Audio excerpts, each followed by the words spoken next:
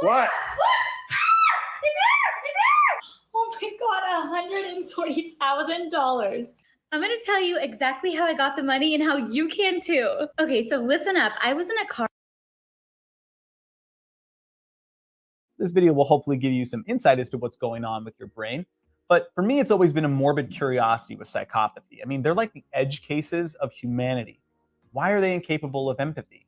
Why are they so prone to risk-taking, even if that risk almost comes with a guaranteed death sentence or lifetime imprisonment? Why are so many CEOs psychopaths? What's the difference between a psychopath and a sociopath? And is there even a potential treatment for psychopathy, or are we just doomed to live in fear for the rest of eternity from these individuals? It's going to be a slightly terrifying one. Let's do this.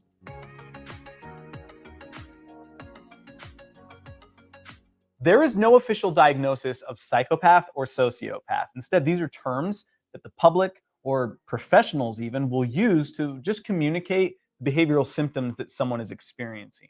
In reality, both psychopathy and sociopathy belong to what's known as antisocial personality disorder, or APD. Now, APD is one of 4 personality disorders that belong to what's called cluster B personality disorders.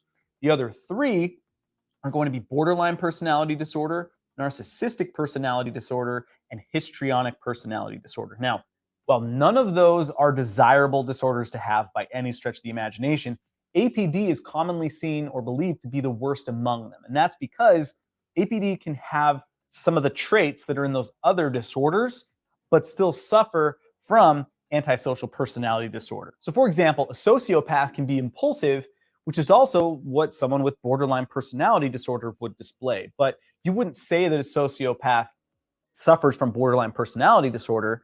Instead, they would just share borderline traits, but they still suffer from antisocial personality disorder. Now, APD can actually manifest in different individuals differently. This is what we're really getting at when we say psychopathy or sociopathy. Now, definitions change over time, and that's just a product of science, right? The more you learn about something, the more you have to change it as you go along. But it's probably easiest for you to think of psychopathy as being the end result or product of physical issues combined with environmental problems, while sociopathy is going to be almost purely a product of environmental conditions. So in other words, a psychopath is actually born with physical issues with their nervous system. And then on top of that, you pile on environmental conditions such as childhood trauma. A sociopath, on the other hand, is going to be born with essentially a normal functioning nervous system, but due to childhood trauma or maltreatment, that is going to then alter their nervous system. So that's an oversimplification, which is why it's really best to think of them as just suffering from antisocial personality disorder. But for our purposes, that should work just fine. Now, to understand what's physically going on with the brain of a psychopath, we first need to discuss a very famous neurotransmitter called serotonin. Now, serotonin is a monoamine neurotransmitter or neuromodulator. Essentially, all that means is that when it's released, it will cause or stop a signal to occur, or it can actually change how another signal is working. Now, serotonin is widely distributed throughout the body. In fact, you find the most of it, surprisingly, in the digestive tract. But with the brain, so let me grab the brain here and turn this around, serotonin is going to be produced here in the brainstem. And there are going to be groups of nuclei called the Raphe nuclei. And they're going to produce serotonin, and then they're going to have neuronal projections that are going to take the serotonin pretty much throughout the entirety of the brain. When serotonin is released at the synapse, and the synapse is actually just the location where 2 or more neurons are communicating with one another, it's actually going to leave what's called the presynaptic neuron first. And the presynaptic neuron is just the first neuron. From there, the serotonin will go into a space between the neurons called the synaptic cleft. Because interestingly, neurons are not actually, at least at the synaptic location, they're not in contact with one another. Instead, there's a space so that chemistry can occur in those gaps. So serotonin will leave that presynaptic neuron, go into the synaptic cleft, and then it's going to bind to receptors on that secondary neuron called the postsynaptic neuron. And depending on the location, the type of neuron, and several other factors, serotonin is going to either initiate something, it's going to inhibit something, or it's going to alter some kind of activity within that synapse. So now that the synapses have communicated with serotonin, something needs to happen to the serotonin. So much of that serotonin will actually be reabsorbed back into that presynaptic neuron. We call this serotonin reuptake. But not all of it. Some of it will actually remain inside of the synaptic cleft, but it needs to leave too. So what the body will do is break it down. And it does that with an enzyme called monoamine oxidase A, or MAOA for short. And so what ends up happening is this combination of reuptake and breakdown. And what that does is it just takes serotonin out of the synapse temporarily. Again, temporarily, because what will then happen is, well, once the synapse needs to fire again and serotonin needs to be released, then you can get the proper response because you know how much serotonin is going to be present. Now, the activity of this enzyme is coded by a sequence of DNA called the MAOA gene, which is located on an X chromosome. Now, there can be different versions or alleles or variants of this gene. You could have what's called MAOA-H or MAOA-L. And all that means is that you have some high activity in the gene or low activity in the gene, at least when you compare it to a normal functioning MAOA gene. The reason I'm bringing this up is because researchers have discovered that most, if not all, psychopaths have the low functioning variant of the MAOA gene. And in some especially rare cases, there have been entire family lines that have the gene completely knocked out, meaning they don't break down serotonin at the synapse at all. Now, some of you may be wondering why this is an issue at all. I mean, serotonin is commonly described as the happy neurotransmitter. So in that case, it would suggest that having more of it would make you better off or happier, not worse. I mean, just look at SSRIs, for example. An SSRI stands for selective serotonin reuptake inhibitor. And these are the go-to antidepressants for many clinicians out there. And they essentially function by limiting how much serotonin is reabsorbed into that presynaptic neuron. Although maybe I shouldn't actually say it that way because we don't have a crystal clear understanding of exactly how SSRIs work.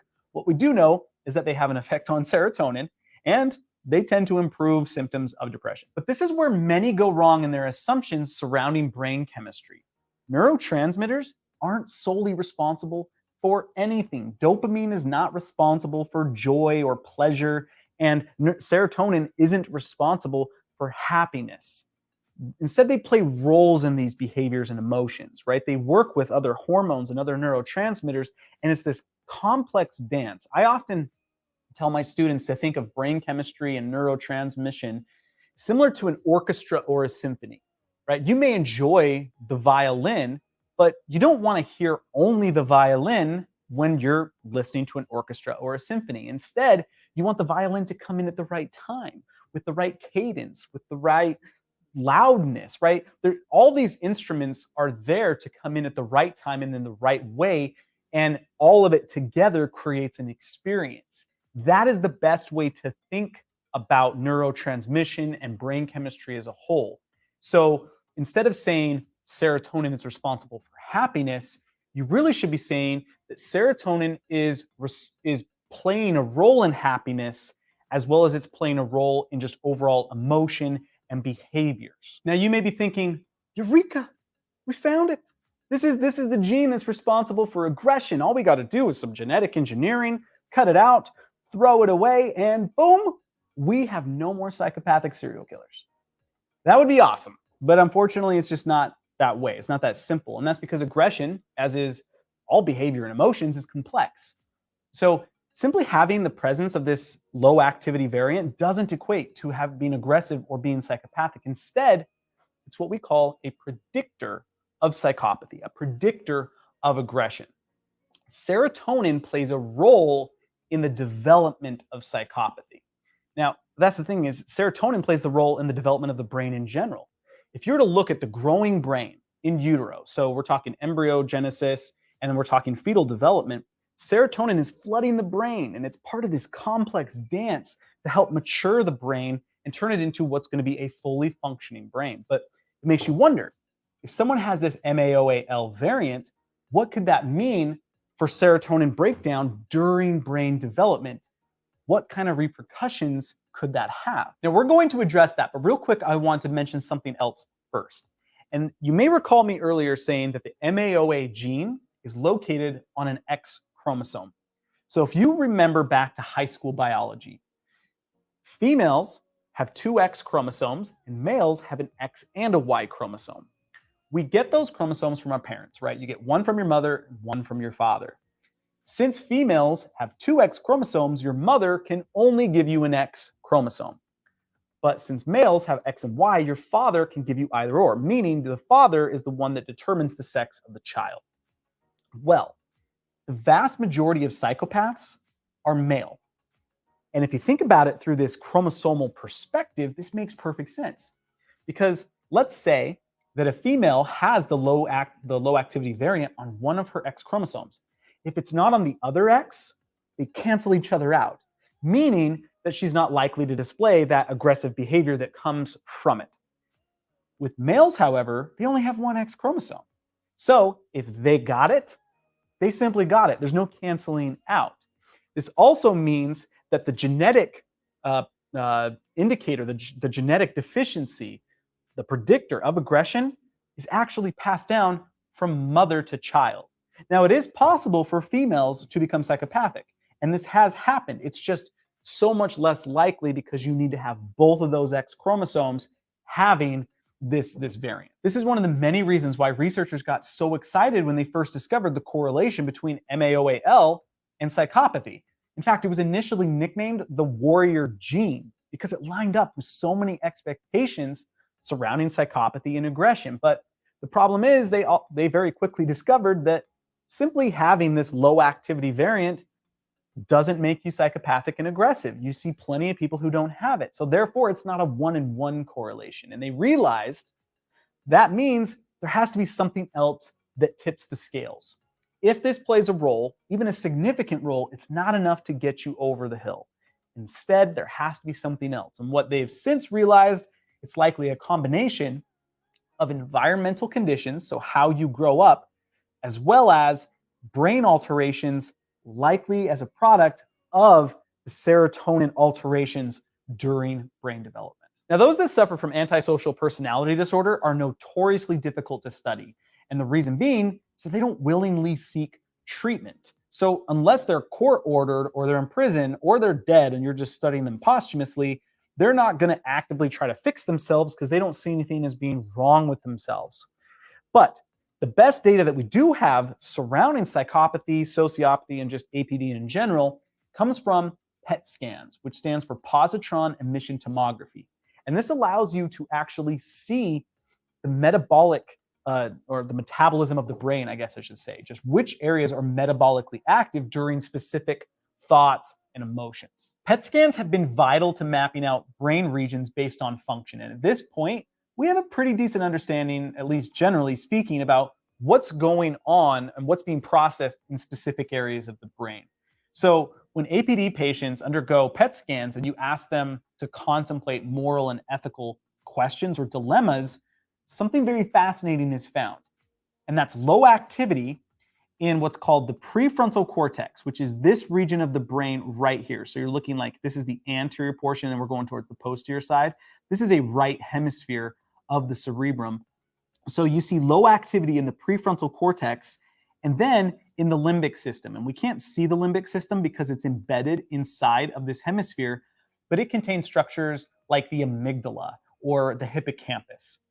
But when you ask these patients to say, let's say, give them a specific scenario, maybe a young child tragically loses both parents in a horrifying car accident, and the child survives and they are crying and obviously devastated by this, right? 99% of people you would expect to see the areas responsible for morality and empathy light up. And those areas are going to be here. So if I turn this around, so if you look, you're going to see like this line here. This is dividing what I'm going to surround here. This is called the anterior cingulate cortex. And then this region here is called the ventromedial prefrontal cortex. Now, both of these areas are strongly linked to morality and empathy. And so when you put them through these types of moral and ethical dilemmas, what you see is that they're just completely underactive to the point where you can make the argument that they don't feel empathy. Or if they do, it's at such an extraordinarily small level that we don't know how to properly understand it.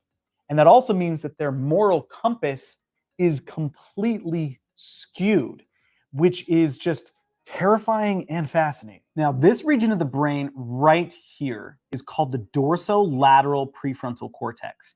And this is the last region of the brain to develop in the human being. So some of you may have heard that the brain doesn't fully mature until you're 25 years old. Well, specifically, we're talking about the dorsolateral prefrontal cortex, or the DLPFC. Now, the DLPFC is responsible for rational decision making. You can think of it as your risk assessment center. It's the lens with which you view the world, right? You make rational decisions based on the connections made in this area. And the reason why it's delayed in its maturation is because it takes the human being around 25 years, and again, there's wiggle room with this, to make mistakes, to learn from role models, teachers, parents, television shows, you name it, about the differences between right or wrong, or what's a smart or an intelligent versus an unintelligent decision. And it's able to do this from feedback from other areas. So the anterior cingulate, posterior cingulate, the that's like the DLPFC is going to come from the ventral medial PFC, or the orbitofrontal cortex. All these different regions of the brain, if I can hold it properly for you to see, are going to be giving feedback to that DLPFC saying, hey, this is how we respond to these moral and ethical issues. Well, if you recall, when the brain is developing in utero and serotonin is responsible for that, well, with psychopaths, that's reduced. And so what we find is that if these areas that go to the DLPFC, that relay information, aren't active, that is going to change how synapses are formed in this region. Meaning, to a psychopath, their behavior is not irrational. It's completely rational because their rational center has formed around the irrational. This is why they don't feel bad. This is why they're not bothered by that scenario with the child losing their parents. They're not bothered when they do something that the rest of us are like, you can't do that. They steal something or hurt someone or just behave in this way that the rest of us would feel morally and ethically compromised. They don't feel that because their brain is literally processing the information differently than it would for you or I. But again, though, none of this is a foregone conclusion. And as I mentioned earlier, you need something on top of all of this to really create psychopathy, right? We've built the house of cards. It's highly unstable in a lot of cases, but that doesn't necessarily mean that everything's going to crumble to the ground. In order for it to crumble, you then need environmental conditions to amplify it, to really cause that devastation. And this occurs through childhood traumatic experience. Again, so this could be like, abusive parents.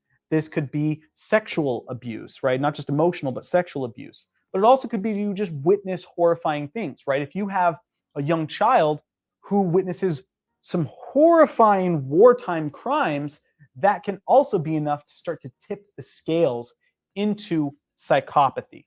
But this is also where we then can bring sociopathy back into the equation, because we all know that trauma at any age can be devastating, but childhood trauma is especially devastating because, again, going back, all those different areas of the prefrontal cortex are, sending information to the DLPFC. Well, even if you don't have that MAOAL gene, right? Even if you don't have the altered brain structures, but you're young enough and you still grow up or experience that childhood trauma, that can be enough to shift that DLPFC, to cause aberrations in those other areas to where they become low functioning. So you get essentially the same type of result as you did with psychopathy, but this time it's almost purely based on environment. Considering that both psychopaths and sociopaths belong to antisocial personality disorder, it makes perfect sense that they're going to share several behaviors. And one of those is going to be a complete lack of empathy. It's physically impossible in most cases for them to put themselves in another's shoes, right? To see it through their eyes and feel the way that they are feeling. But then they also have little to no anxiety, right? In the same way that we have anxiety. So, I mean, I don't know about you, but I get anxious all the time, just over little things that might be coming up, or I'm going to have to do later, or I have to do right now. But for them, that's not going to be the exact same, right? And again, there's a little bit of a spectrum to this, but in a lot of cases, they just don't feel anxious. Their heart rate is not jumping up when yours and mine would be. So this actually goes hand in hand with their risk assessment. Because if they're not feeling anxious, they're more likely to take risks. And when you couple that with a lack of empathy, that is just a perfect storm, right? That just breeds just a disturbing type of individual, because then they could steal something or hurt someone and not feel bad about it, even though there's a high risk to it. But the thing is, when they take those risks, they're still going to get adrenaline. They're still going to get dopamine hits. So it's going to help to make them feel alive, which then just starts to kind of like get the ball rolling to create this out of control behavior, especially when we're talking about sociopaths. But they're also going to have and share an enjoyment of having power over others. And again, that makes perfect sense, especially when you couple it with a lack of anxiety as well as the lack of empathy, right? Because then it's going to be easier for them to become successful in a lot of ways, especially when it comes to psychopaths. And we'll talk about that shortly. But the other, and in my eyes, probably the most disturbing thing about it that they share is a lack of remorse, right? They don't feel guilt or shame. So it's not just that they couldn't empathize and they weren't anxious and they enjoyed the power. Once they know the end result of what they've done, they don't feel bad about it, right? They're not like sitting there losing sleep. They don't really think about it. Someone could be crying in front of them, an emotional wreck about what they have done to them. And it's just like, well, that's just part of playing the game. Now, despite their similarities, there are obviously going to be differences, especially considering we took the time to say there's psychopaths and sociopaths. So psychopaths, they tend to be far more calculating, right? They are able to plan deceits and manipulation in advance, right? They're not going to be nearly as reactionary. They're capable of blending in with those around them. They can observe the behavior of others and say, oh, that's how people act. I should probably act like that, right? Because when I act my other way, people get scared or they don't like that. So, okay, I'm going to blend in like this, right? So they're not anxious about it or anything. They're just able to kind of fly under the radar. Typically, they're going to be intelligent, they're going to be charming, and they can be ruthlessly cunning. Now, despite what you may have heard in pop culture, being a psychopath doesn't mean you're on a one-way trip to becoming a serial killer or an angel of death. And an angel of death is going to be a medical professional who purposely kills their patients. Instead, psychopaths tend to gravitate towards positions of power, right? So sometimes they can become psychopathic serial killers, but a lot of other times they may become a lawyer, they may become just a doctor, and they may not be an angel of death, but they enjoy that position of power and manipulation and everything they can do with it. But you're also going to see them become military members. You're going to see them become police officers. And they can make outstanding businessmen or businesswomen, right? CEOs, I forget the exact statistics, but there is a high amount of CEOs that are actually psychopathic. And it makes perfect sense when you think about it, right? When you have a lack of empathy, you're not anxious, you're able to take risks. If you're able to steer those in the right direction, that is a potent individual. It's also someone you don't want to cross, obviously, because they don't mind getting revenge. They don't mind ruining you, and they won't feel bad about it, right? That's what makes psychopaths so different from sociopaths, is the fact that to me, it comes down to their ability to plan and not be reactionary. And that's the thing with sociopaths. They are far more abrasive than psychopaths are going to be, right? They're far more reactionary. They don't like to, or really think even, to fly under the radar. Instead, they're just going to do things to do them, right? These are the type of people that don't mind showing that they're cruel, that don't mind showing that they're manipulating, right?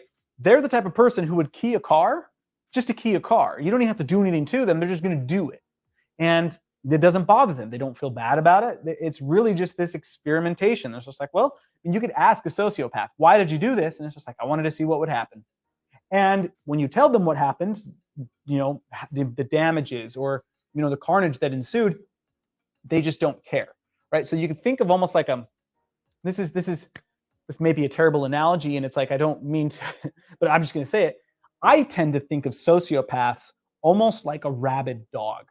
And then I tend to think of psychopaths as being more of a trained dog that's a trained attack dog, right? Both are capable of just obscene destruction, but the method they go about it is going to be completely different.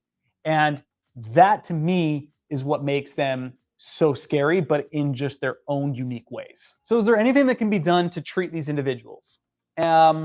The sad and unfortunate answer is likely no, at least given current technology and the current state of medicine. I mean, the fact is you're dealing with a hardware problem, right? You're dealing with literal changes in the genetic sequencing and the physical brain itself, even with sociopathy, right? Because emotional trauma will literally change the areas of the brain, the way the synapses communicate with each other, the pattern with which they communicate with each other. So what we're talking about here is brain plasticity issues combined with genetic deficiencies. And again, MAOA isn't the only gene that we found that correlates with psychopathy and antisocial personality disorder. There are other genes. So then it's like we have to figure out which of those genes is being read in which order. How do they relate? I mean, it's not as simple. I wish it was as simple, especially with and I mentioned this earlier, genetic engineering, like CRISPR type technologies, that we could just go in there and change the genes and boom, you fixed it. But again, you then have the emotional trauma aspect. Even if we do get to that point where we can do genetic engineering and actually fix that underlying issue, we still have the emotional trauma aspect. Bad things happen, but to me, it's like, if there's anything that we could do as a society, and even cross-culturally across the world, and this is a tall order, I know what I'm about to say. Trust me, I know what I'm about to say. It's be better parents. It's be better role models. And look, I'm a parent, and by the time you watch this, I'll likely have my second child. Right now, my wife is pregnant. She is full term at this moment. Her due date is next week with our second child. To me, it's like parenting is one of the greatest joys, if not the greatest joy of my entire life. And it's also easily the most difficult thing I've ever had to do. I have a 4-year-old, and then we're going to have this newborn. And it's like every day is a lesson on my own insecurities and issues that I need to get over with, because it's so easy to yell. It's easy to want to get angry. It's easy to just want to say, do this because I want you to do it. And it's like, I like to think of myself as a decent parent. I like to think of myself as not doing any damage, but it's like, it's an imperfect process. And I can see how it can get out of control. I think any parent can understand that, because if you've never dealt with a tantruming 3-year-old, they are some of the rudest people alive. They are just obscenely insane. In fact, I actually should mention this. When you're diagnosing antisocial personality disorder, they can't even diagnose it under the age of 18. And some psychologists and psychiatrists want to push that out even farther. And that's because children and teenagers actually display many antisocial traits, right? Kids are ridiculous. They do all sorts of stuff. They test boundaries, push boundaries. They drive you nuts in a lot of ways, right? They're the most beautiful people that's ever walked the earth, but they are crazy people too. And so being able to control yourself is one of the most difficult things. And what I've been learning, and I'm going to continue to learn, and I know it's only going to get harder and it's going to be different as the years go on, is that, I just got to continue to be the best I can possibly be. And I understand that that is a difficult thing. Actually, I would argue almost impossible to get every parent in the entire world on the same page, where, hey, we're going to do better. But unfortunately, I think that's what needs to happen, or at least make significant strides. Because again, even if you treat the underlying genetic susceptibilities, you still have the emotional aspect. So to me, it's like one of the things I personally think about, and I think about this all the time, is like, okay, well, how can you be a better parent?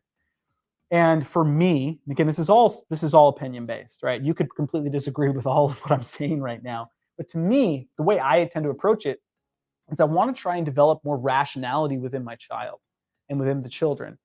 And that's just logic type behavior, right? It's if this, then that, right? If you do this, then this will happen. And it's like I'm not trying to say emotion should be completely removed, because I think emotion is essential to being a human being. But I also think that if we react less and instead respond more, right? We listen to them and we try to be like, okay, well, based on this, we're going to do this. You develop those types of logical, just rational decision making in them. I think that's going to be the best thing to help try and steer us out of this. Again, this is all opinion based. This is all subjective. But that's why I'm just a huge fan of logic type things. And it's also why I'm a huge fan of the sponsor of today's video, Brilliant. Now, I want to be perfectly clear. Brilliant is in no way claiming that their content is going to help solve parenting and antisocial personality disorder. That is not at all what's happening here. But I just want to let you know about Brilliant, that we've been fortunate enough to work with Brilliant essentially since the inception of this channel. And they're easily one of our favorite sponsors.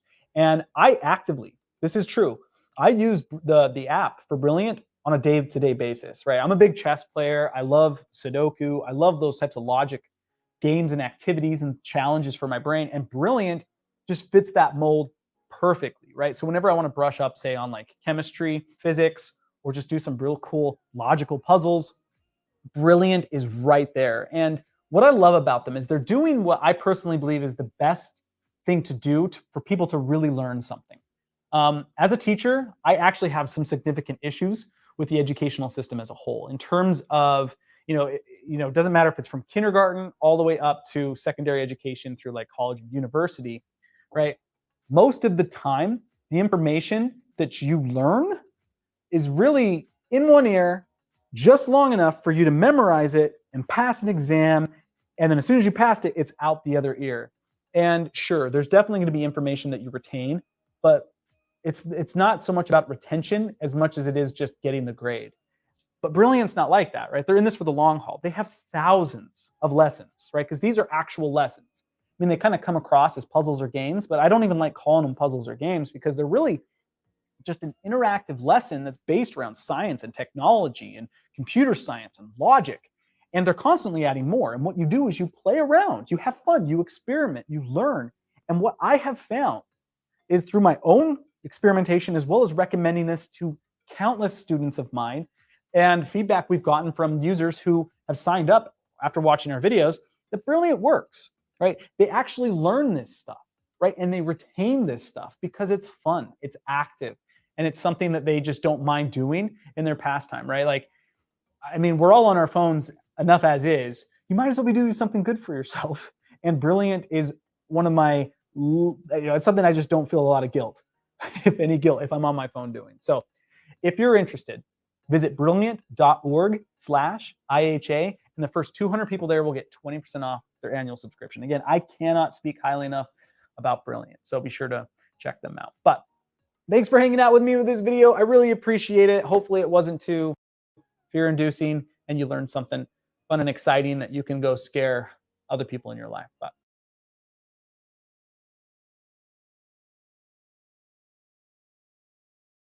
thank you so much. And I appreciate all of you. There's many of you on this call, on this webinar today, which is an indication of both the urgency of the conversation, but also the awareness that sort of emerged recently in the press around the use of meth. I want to say just off the start, as I just put up the next slide, which is a summary of the learning objectives, that I've been doing work around methamphetamine for some 20 years now. While there may have been lulls in the last 20 years in our awareness of this particular drug, the drug has continued to manifest itself in various parts of the population. And as of recent, however, has gotten attention again because of some unexpected deaths that have occurred as a result of methamphetamine use in relation to opioid addiction. And I will be talking about lots of those ideas today. So really what I want to do is sort of take you through a journey of, one, describing a little bit about the history of the drug and where it came from and what it does. then talk about how it affects populations, then really dive into the physical, mental, and social health of methamphetamine users, recognizing that addictions transgress the whole human body, mind, and soul. And I think that when we think about addictions, it is insufficient for us to just think about a biological perspective in terms of treating people. And then finally, I'm going to leave you with some thoughts about treatment options for methamphetamine use, recognizing that this is perhaps one of the most difficult addictions to treat because of the psychological aspects of the drug and what it does to a person's emotional life. So I'll go through that today in our time. We'll have a chance at the end for questions and answers and comments and thoughts, and hopefully this will inspire you to act, to continue to consider how to work with your populations with regard to this drug use, and sort of to come forth and demand that legislators actually pay attention to this drug. I will say that I'm very happy to report that the New Jersey Department of Health is working with us right now to begin a series of small pilot studies throughout the state of New Jersey to understand the manifestation of the drug again. So at least we're ahead of the curve in trying to get to this issue. So let's talk a little bit about the drug methamphetamine. I'm also going to use the word crystal meth, and I'll explain how I use these words interchangeably in a minute. So first of all, amphetamines as a class of drugs were first introduced into the world in the 1800s and the 19th century. Founded in Europe. Methamphetamine, which is a version of amphetamine, was first discovered in Japan in 1919. The drug, developed by pharmaceutical entities, was used to treat a variety of different disease states, including narcolepsy, depression, obesity, alcoholism, and ADHD. It was prescribed, as you will see shortly, rather widely.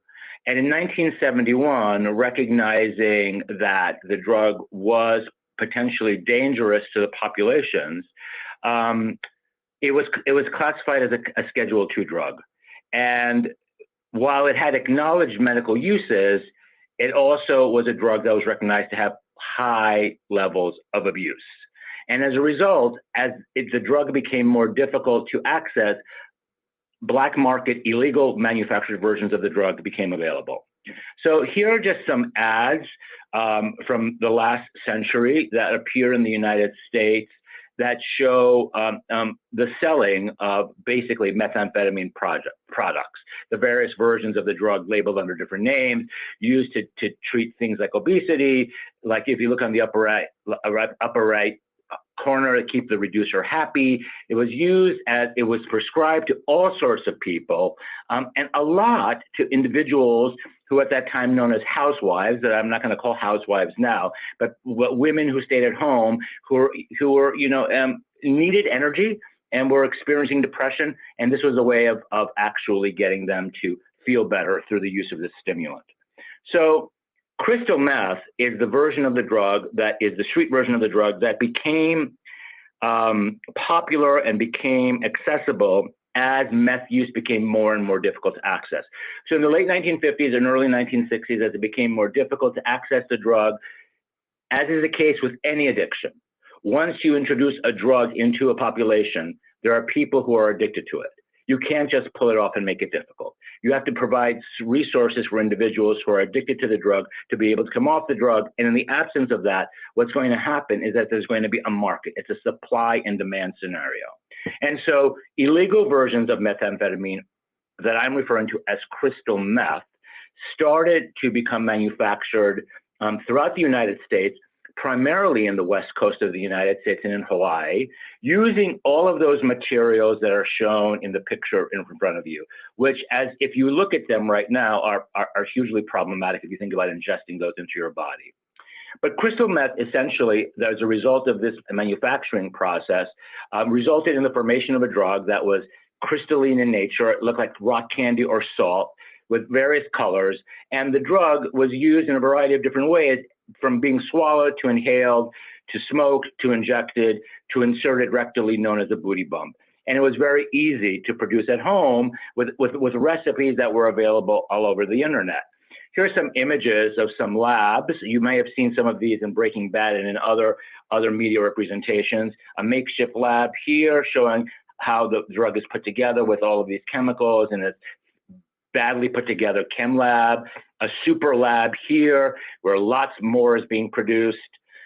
In this map of the United States right here, what you see is in calendar year 2014, the total number of labs that were seized throughout the United States. Now, if I had shown you this map from 2004, you would have seen one stark difference. And the stark difference would have been that most of the labs would have been on the west coast of the United States, with very few labs on the east coast of the United States. And in fact, the drug has moved from west to east over the course of the last 20 years. There are lots of hypotheses about what that is, why that is. Our own research has shown that the demand for the drug has increased on the East Coast because people were traveling to the West Coast were introduced to it, and therefore the demand happened there. That's one hypothesis. But another hypothesis also was that the drug became much more efficient to make. And so while you may have needed wide open spaces in the past, in California and places like that to make the drug, on the East Coast of the United States, it also became more efficient to make the drug. That's hypothesis number two. Hypothesis number three is that there's some evidence right now that pure illegal manufactured methamphetamine is making its way into the United States through the Mexican-American border. Maybe not so much now as it was 2 years ago, who knows? Maybe yes as much, I don't know. But that remains to be seen, since a lot of that data remains very confused at this point in our political history. But you'll see that perhaps that on California and on the West Coast, the drug is making its way up from Baja and other places, whereas in the East Coast, it's not as easily accessible from Mexico and what have you. Here's another map here, again, of the United States, looking at the 1,000 most recent meth seizures. This is from a few years ago. And again, while certainly evidence of labs on the West Coast, a lot more on the East Coast. Okay, so amphetamine and methamphetamine. So amphetamine is the general class. It's a central nervous system stimulant used to treat a lot of conditions. So is methamphetamine. So if you think about the general class of stimulants, methamphetamine is a subgroup under the category of amphetamines. And then crystal methamphetamine is the illegally produced version of that drug. So crystal methamphetamine is also known by a lot of other different names, including meth, crystal, Tina, T, ice, glass, speed, some really horrible names like redneck cocaine, which was used to describe the drug, in the past, because it was used primarily by people in rural areas who are often farmers and who had rednecks. That's where the word redneck comes from. But these are just some of the names that's used on the street. And for those of you who do work with the LGBTQ population, particularly with gay men, you'll note that one of the ways that meth users speak to other meth users, and when they're looking for sexual partners or others online, is by using the capital letter T in questions like, "Are you partying?" So at platforms like Scruff and Grindr, which are platforms that some gay men use to meet sexual partners, conversations between gay men often evolve around drug use for some men. And the way that this is communicated, if somebody is a meth user, is by using the capital letter T somewhere in the correspondence as a sort of clandestine way, although it's not really clandestine anymore, of communicating that. Methamphetamine, I've been asked many times as I've been doing this talk over the last 20 years, versions of this talk over the last 20 years, how is it different from cocaine? And the differences are listed in front of you right there. Meth is a man-made drug. In some ways, the first truly American addiction, the first truly American drug that became an addiction, whereas cocaine is derived from a plant. Methamphetamine, the half-life is 18 to 24 hours as compared to a half hour for cocaine. So for those of you who are familiar with cocaine users, you know that they have to keep using coke because the coke becomes metabolized very quickly. The difference between meth and coke is that meth does not become metabolized as quickly. Somebody could be high for an extended period of time using the same amount of drug. 50% of the drug is removed from the body meth is removed from the body within 12 hours as compared to 1 hour for cocaine. So From a purely economic perspective, for somebody who's seeking a high, methamphetamine is a much more efficient, cost-efficient drug to use. And of course, methamphetamine is US made, but also imported, whereas cocaine tends to be imported. Let me go back to that and just say, if harm reduction is the approach that you're using for addiction, and I'm not purporting that anybody should use meth or cocaine, but if you were going to do meth or cocaine, cocaine is the less harmful of the two, simply because of the naturally produced nature of the drug. So how is methamphetamine used? It is used, as I said before, in a variety of different ways. Often people begin by inhaling it, but then it can be smoked, and I will show you some images of that. Ingested, which is swallowed, injected, or placed in the anus for a booty bump. And I've used this term booty bump more than once. It is a behavior that has been documented for meth users who engage in meth use for sex. It allows for penetration in a much more efficient way. Smoking and injection of meth produces the fastest rate of absorption. And so as a result, it is not uncommon to see somebody starting as a snorter and eventually, if they become chronic users and become highly addicted to drugs, becoming a smoker and eventually becoming an injection drug user. One of the concerns that is being discussed right now is that while injection drug use has been a modality of use for methamphetamine in non-gay populations, it looks like, although there's still evidence, we still need to gather evidence around this, that injection drug use, which is normally not a very prevalent behavior in gay populations, is also on the rise.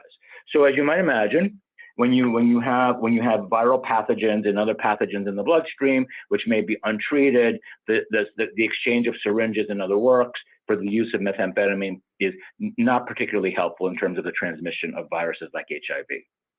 Okay, so let's talk a little bit about patterns of methamphetamine use in the United States.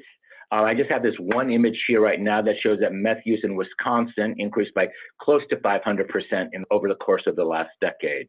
But in 2018, the National Survey on Drug Use and Health showed that use of methamphetamine among people ages 12 and older had increased. So while there was a slight dip between 2015 and 16, the last couple of years have seen an increase of those reporting methamphetamine use. Now, I will say that I often think that these surveys underestimate what is really going on. There are social desirability aspects to surveys. People don't really feel comfortable answering surveys about drug use and sexual behavior. So just take this with a grain of salt and say that it's probably around 1% of the population. Now, the next set of slides I've altered slightly from the version that might have been sent to you, because I think it is a responsibility of a statistician to make sure that the bars on bar graphs actually depict what they really are. So you will see here little bars, and they're on purpose, because it would be very easy for me to exaggerate and say, oh, look at these huge bars of use. But in fact, when we look at use across age groups, we see about 3% use in 18 to 25. We see about 8% use in ages 35 to 49. So consistently less, on or around less than 10% of the population across age groups. And I depict them as this because if we look at the very first orange chart, for the 2.6% of 12 to 17-year-olds who are using methamphetamine, there are about 93% of 12 to 17-year-olds who are not using methamphetamine. So I think it's really, really important that we present data in this meaningful way, rather than having these really large bars that would exaggerate the impact of the drug in the population. So that's some patterns that you see around age. When we look at differences around race, ethnicity, and culture, what we tend to see here is that there's lots of use. There's high levels of use, about 13% report in the Native American population, where there are also high levels of alcoholism, and then after that in the white population, about 7% of use. There's relatively low reporting of use in the Black population, although that is also on the rise. And our most recent work in meth use in the gay population has demonstrated a shift of the drug from white gay populations to Black gay populations. So 1.1% may be an underreporting of what's really going on there. In terms of educational attainment, about 7% of those with high school or less 7% of those with some college or degree report meth use, again, around 10% of the population. And then when we look at biological gender, this is not gender identity, but biological gender, about 70% of the users are male, about 4% of the users are female, as per this 2018 survey. And then here is something that is extremely telling, and why we need to attend to this particular drug addiction in the gay population. About 6% of those who identify as straight or heterosexual reported ever using the drug, where the number increases to 12% when we look at gay or lesbian people and 13% for bisexual people. So sexual minority individuals have a higher preponderance or higher rates of use of methamphetamine than heterosexual people. And I'm going to say right now what I say always when I do drug talks around the gay LGBTQ population. This could be alcohol. This could be marijuana, if you believe marijuana is an illegal drug. This could be any drug. And there's a preponderance in the LGBTQ population towards substance use. And the question I think we need to ask ourselves is not so much why meth, but why drugs in general. And if I were doing a talk on theories right now, I would talk about minority stress theory and the role that psychosocial burdens and minority stressors play in the lives of LGBTQ people. But I think that's very much what's at play here. And when we think about populations that are marginalized because of their race or their economic condition or their immigrant status or their sexual orientation or their gender identity, we tend to see more problematic behavioral outcomes, including but not limited to drug use, but also higher levels of mental health issues and what have you. In this very complicated chart here from this paper that was published recently, this was a paper that looked at evaluated hospitalizations for meth use. And what I really want you to attend to is the first column in each box, looking at differences in terms of hospitalizations across age, race, ethnicity, primary form of paying, income, region of the country, and what have you. Now, let's go to just a couple of them because I think it's important to point these out. For race, ethnicity, although this says amphetamine, this is truly actually an indication of methamphetamine. What you see here is that most of the hospitalizations between 2014 and 2015 in the United States, in terms of meth use or amphetamine use, but meth use, let's say, were 70% were among white people. So the white population is the population that is overrepresenting in terms of the use of meth. And then when we look at region of the country, on the right-hand side there, you will see that despite the fact that there are many, many, many labs, what appears to be like many, many more labs in the East Coast, the preponderance of hospitalizations are on the West Coast. And so this is a phenomenon, I think it is a leftover phenomenon, as the drug was primarily a drug that was on the West Coast and Hawaii for a very long time, and then has only slowly made itself over across the United States in the last 20 years. Not surprising to me or to any of you is the fact that when we look at the hospitalizations, if you look at the box on the right again, meth is rarely used alone, right? And so it is often used in combinations with other drugs, including alcohol. Okay, so again, here is a chart that's based on this previous analysis. And you will see that consistently over time, there has been an increase in amphetamine-related hospitalizations and amphetamine plus one more substance hospitalization. And you break it down, all hospitalizations, and then you look at amphetamines plus one other drug, which could be alcohol or cannabis or coke, amphetamine only, and then amphetamine plus opioids, and lo and behold, all are moving in the same direction, an increase. And the attention that meth has been getting recently has been directed primarily by this combination of crystal meth, which is artificial and is produced on the street, and also synthetic versions of opioids, which have led to a set of documented overdoses in the United States. And here also is a look at these hospitalizations again, as per that chart we looked at before. And you see that while the West is certainly much higher in terms of the hospitalizations, there's a general upward trend across all regions of the country in terms of meth use in the last 15 years. Okay, so what does meth use do to one's well-being? So I want to start by saying, first of all, that the drug affects the physical health of an individual, the mental health of an individual, the social health of an individual, and the sexual health of an individual. It is a multi-targeting drug that just doesn't have an effect on one aspect of a person's well-being. So what happens when somebody uses meth? So immediately after use, there's this rush that somebody feels, and it's an extremely pleasurable rush, and we'll talk about that for a second. And that rush and that high result from the release of a drug known as dopamine. So right here is a very simple illustration of a section of one's brain, a neuron with a space between the neurons called the synapse. And what you see there is this neurotransmitter called dopamine. Now, what happens when we are eating some delicious food, or kissing the person that we love, or enjoying a wonderful day in the sun, is that the brain releases dopamine into the synapse, and that makes us feel pleasure. That pleasure is related to food or sex or whatever other thing that gives individuals pleasure. And so the little black circles get released into the synapse, and they hang out there for a little bit, making you feel pleasurable. And then over time, the dopamine is reabsorbed into the synapse. And that's great. But what meth does is that when you use meth, not only it does two things. One, it releases intense amounts of dopamine into the synapse, like intense, like 200 times more pleasurable feeling than eating, let's say, I don't know, a piece of blueberry pie, if that's your pleasure. That's number one. But number two, what it then does, the drug blocks the reabsorption of the dopamine back into the synapse. So not only is there a huge rush that one feels, but that pleasurable feeling lasts for a long time because the dopamine resides in the synapse for a long period of time.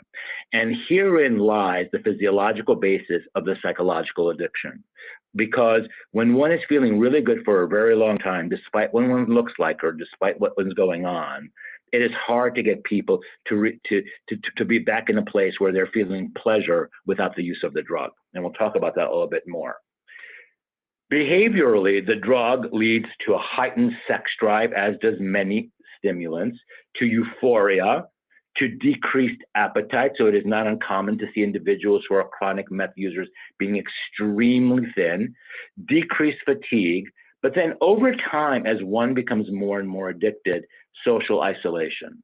Right? So while the drug may be used at the beginning as a means for socializing with others, in fact, over time, when one becomes addicted, one becomes also reclusive. From a physiological perspective, what one notices with meth users is increase in respiration, increases in body temperature. I'm going to come back to the third one in a second.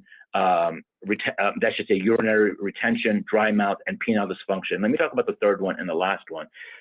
The biggest challenge we have with the physiological effects of methamphetamine, besides the dopamine release and the behaviors that are associated with that and the psychological realities with that, is that meth, because it is a stimulant, puts huge pressure on the cardiovascular system. And it is not uncommon for individuals who are methamphetamine users to experience strokes, heart attacks, and other cardiovascular events. That's number one. Number two, final bullet, penile dysfunction. Methamphetamine is a drug that I said causes increased sexual drive, but it also creates penile dysfunction, as does any stimulant, erectile dysfunction. So in the gay population, and this is probably also true in the straight population, it is not uncommon for individuals who are meth users to also mix methamphetamine use with the use of Viagra and Cialis and other erectile dysfunction medications. Because then the individual not only has the sex drive, but has the ability to perform because of these PD5 inhibitors, these Cialis and Viagra that they're taking. The psychological effects are enormously problematic, and ongoing use of the drug can result in damage to the central nervous system. But moreover, behaviorally, ongoing use of methamphetamine leads to confusion, insomnia, aggressiveness, anxiety, psychotic features, including paranoia. And I'll tell you a story of one of our participants from one of our early studies who was a meth user who lived in an apartment in the Chelsea section of Manhattan in New York City. And when he was high on meth, this is a gay man in his 40s at the time, he said he would look out his window and he was completely convinced that outside his window, in between the buildings, there were men dressed in leather who were having sex with each other. And we probed him on this and we recorded this interview and we had this story. Now, lo and behold, we followed this individual for a long period of time in one of our studies.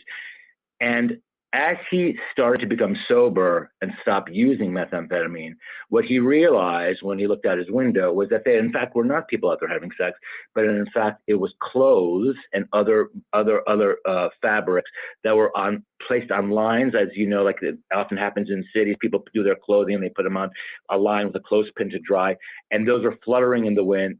And the image, those images in his brain translated to individuals having sex. So that is a classic example of the paranoia, well, the hallucination in that case, but then also paranoia, which tends to follow as a result of use. Continued use of the drug may cause irreparable damage to the endings of the nerve endings of the brain. So, you know, there's the psychological realities of meth use are hugely problematic. Although, in the moment, I will say this: I'm talking about all these negative outcomes of use of meth. Individuals who are using meth don't really think about this. This is not where they're headed. What they know they're feeling is pleasure. And what they know and how they think they look is not actually how they look, because they are having hallucinations, they are feeling really good, and they are feeling on top of the world. So what we might see, those of us who are not using meth, in working with this person is not necessarily what the person might see who's actually using meth. In addition to the psychological, behavioral, and physiological effects of meth use, there are also the social effects of meth use. And meth users, then individuals who become addicted to meth, have been documented to experience economic and social downturns. So individuals become highly addicted, lose their jobs, lose their social circles, lose their relationships, lose their housing, and what have you. I'm in the process right now of engaging with a healthcare provider of mine who has become addicted to meth, who has had a very flourishing business for a very long time as a healthcare provider, and now is just completely, it's all falling apart.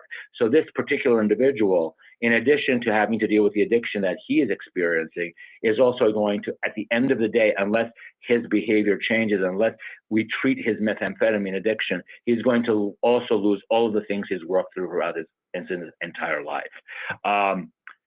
Those stories are not uncommon.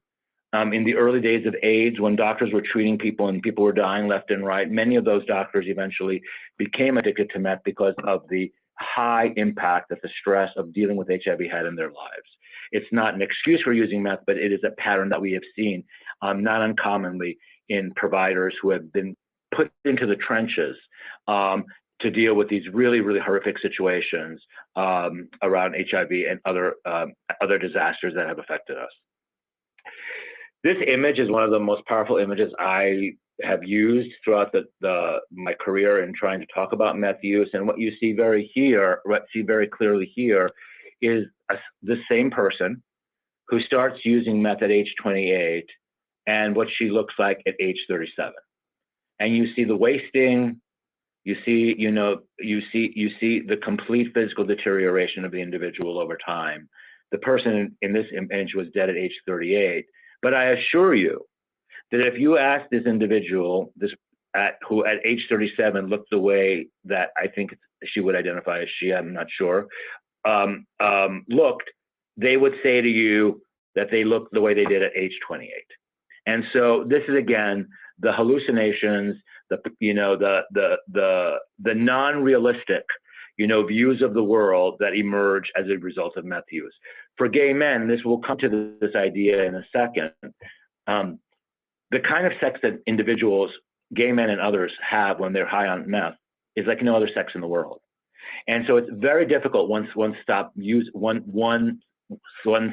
using meth to return to a normalcy around sex, because everything seems amazing and fantastical when one is high on meth, whether it is or not.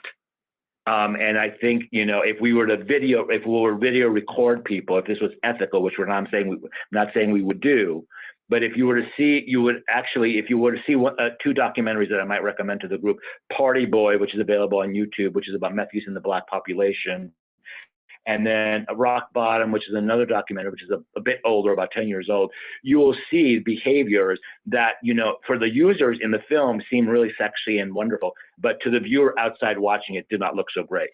So, you know, I think that psychological reality is something that we constantly have to deal with. So the use of the drug in populations leads to greater sexual adventurism. I will say what I've also said for a very long time. Does meth use lead to more sexual adventurism, or is a desire for sexual adventurism what drives people to meth use? I think it is overly simplistic for us to say that somebody uses meth and all of a sudden they become sexually adventurous. I think, in fact, they do become sexually adventurous, but I think it is a desire. At least our research has shown that it is a desire for a certain kind of sex, for a more extreme sex, a more frequent sex,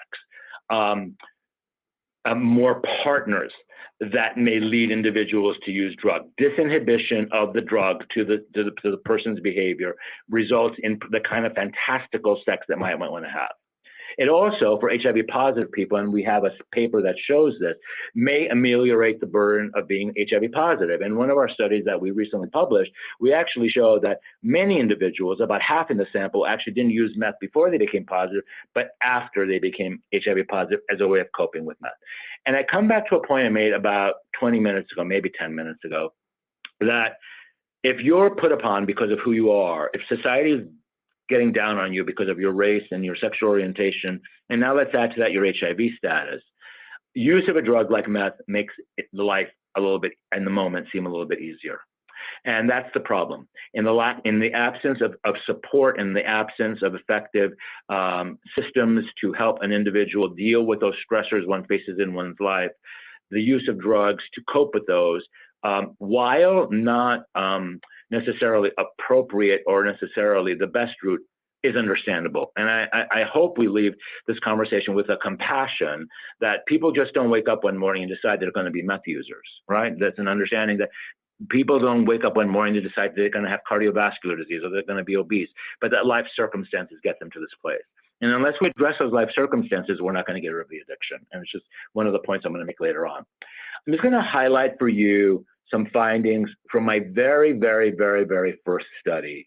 This is a vintage Perry Halkita study now. It's 20 years old. One of the first studies I did around meth use called Project Tina. And I will say to you that the findings in this study that is now 20 years old, small pilot study, speak as much today to meth use in the gay population as it did 20 years ago. So let me just highlight some things for you. So this is a very small survey of about 50 men who were identified as meth users. Not surprising, the majority of the participants in the study indicated to us that their meth use was often limited to weekend use. And this is the pattern that we tend to see. A drug that is used primarily for good times on the weekends, for socialization, eventually becomes chronic use. And so the majority of the people in the study reported this as a weekend drug. Another paper of ours, actually, when we mapped out the days of use, we were able to show, I don't think I have it in the slide deck, we were able to show that use increased on Thursday, Friday, and Saturday, started to go down on Sunday and Monday. The problem, of course, given what I've told you about the chemistry of methamphetamine, is that the people who stop using on Sunday are still high on Tuesday.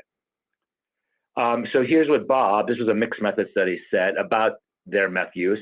I'm probably using it once every 2 weeks, something like that, generally on a weekend, either, I guess, under two circumstances. One is whether I'm at the baths, or if somebody comes to my apartment and we do it there. So here is a 32-year-old HIV negative man telling us that it is his weekend use, it is his pleasurable use, and it is associated with sex. And to the point of sex, the majority of the people in the study at that point indicated to us that use was always tied with sex, some 60%. To that point, John, 54 years old, said I find that my experience of sex is very context specific. Taking it at baths is very different from taking it in my apartment with one other person. I think my sexual experience has changed somewhat to profoundly over the time. I find the sexual experiences on crystal meth quite different from sexual experiences without crystal. That is a key sentence there. I find them more interesting and engaging. So, clinicians, this is what you have to grapple with if you're trying to get a person who is using crystal with sex to stop using, because the sex appears to be more interesting and engaging. And this is the challenge we've had in our intervention work with gay men, is that they often relapse because they want to have that kind of sex again. Not surprising, as I showed earlier, meth use is rarely used alone. In this particular sample, we saw that it was used with a variety of different substances, including ketamine, marijuana, ecstasy, and lo and behold, there's Viagra. Some 88% reporting it, using it with Viagra. And Paul, who was 22 and we interviewed, said, I mixed and matched with other drugs, definitely marijuana, alcohol, cocaine sometimes, it just depends. It depends on what's available at the time and where I am. And so throw into this now synthetic opioids like fentanyl, and you get the problem to the cardiovascular and to the neurological system and to the other systems of the body that cause the body to shut down and to eventually to die. When we asked individuals where they use meth, what is interesting is that this drug, meth, like coke, was referred to as a club drug for a very long time because it was often used in clubs. So we know perfectly well that while people did use these drugs in clubs, the fact is that most of the time they were using them at home. And so in this particular study, that is exactly what we found. Almost everyone in the study talked about using meth at either a lover's or a friend's home. Of course, they use it at bars. Of course, they use it at bathhouses. Sometimes at home alone, probably preparing to go to a bar or a bathhouse or a lover's house, but almost always it was sex at home with a friend or a lover. Here's the chart. I do have it here. Lo and behold, lovely. And you will see here, this is actually brand new chart. This is a brand new chart from the P18 cohort study, which is a study we just finished about a year ago. This was a cohort of 18 to 25-year-olds that we followed from 18 to 25. And this was use of meth among a subsample, a very small number of them, which I'll talk about later.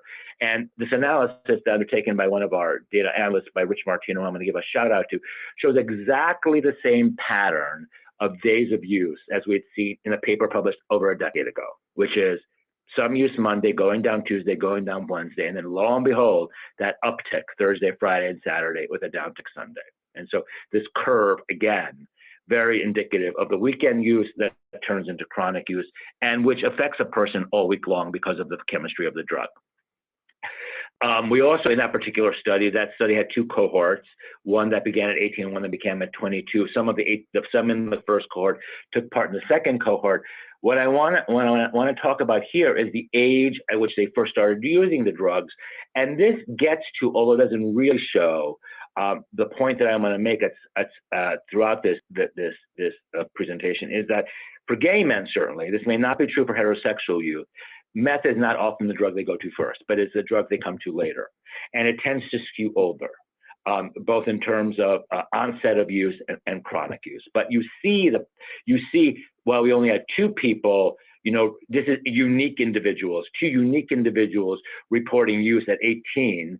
We had like 9 and 10 when they were older, in their 20s.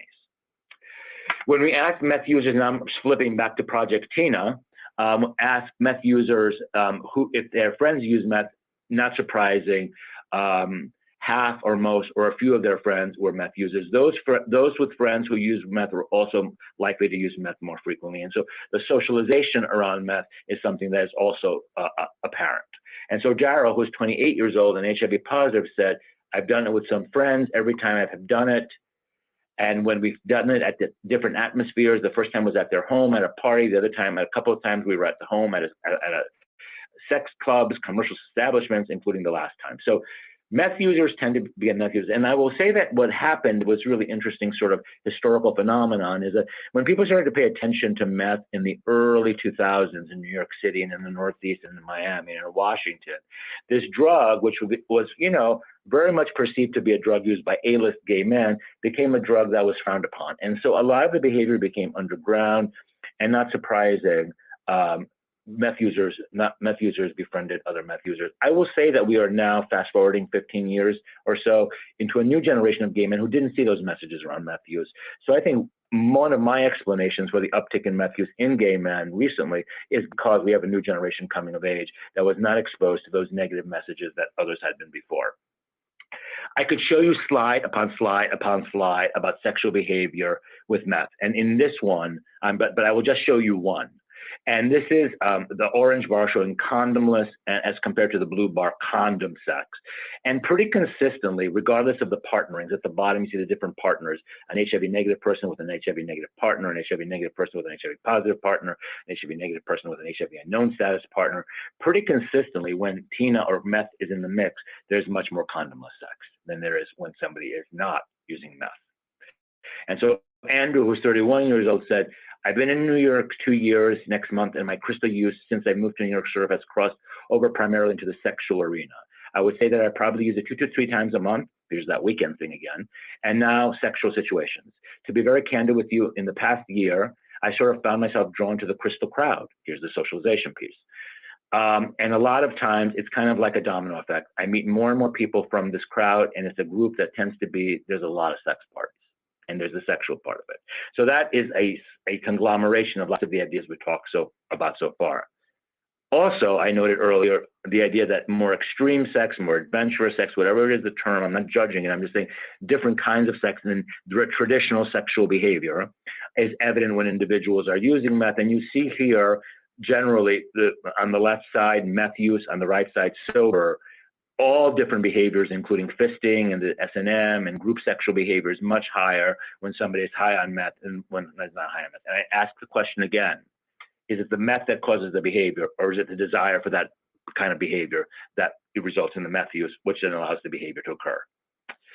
So let's turn our attention to the idea of meth and opioids. So for the last 5 years or so, we've been obsessed with opioids. I actually will talk about an editorial I wrote a little while ago talking about why that is so short-sighted, but let's start with, oh, and here it is, in fact.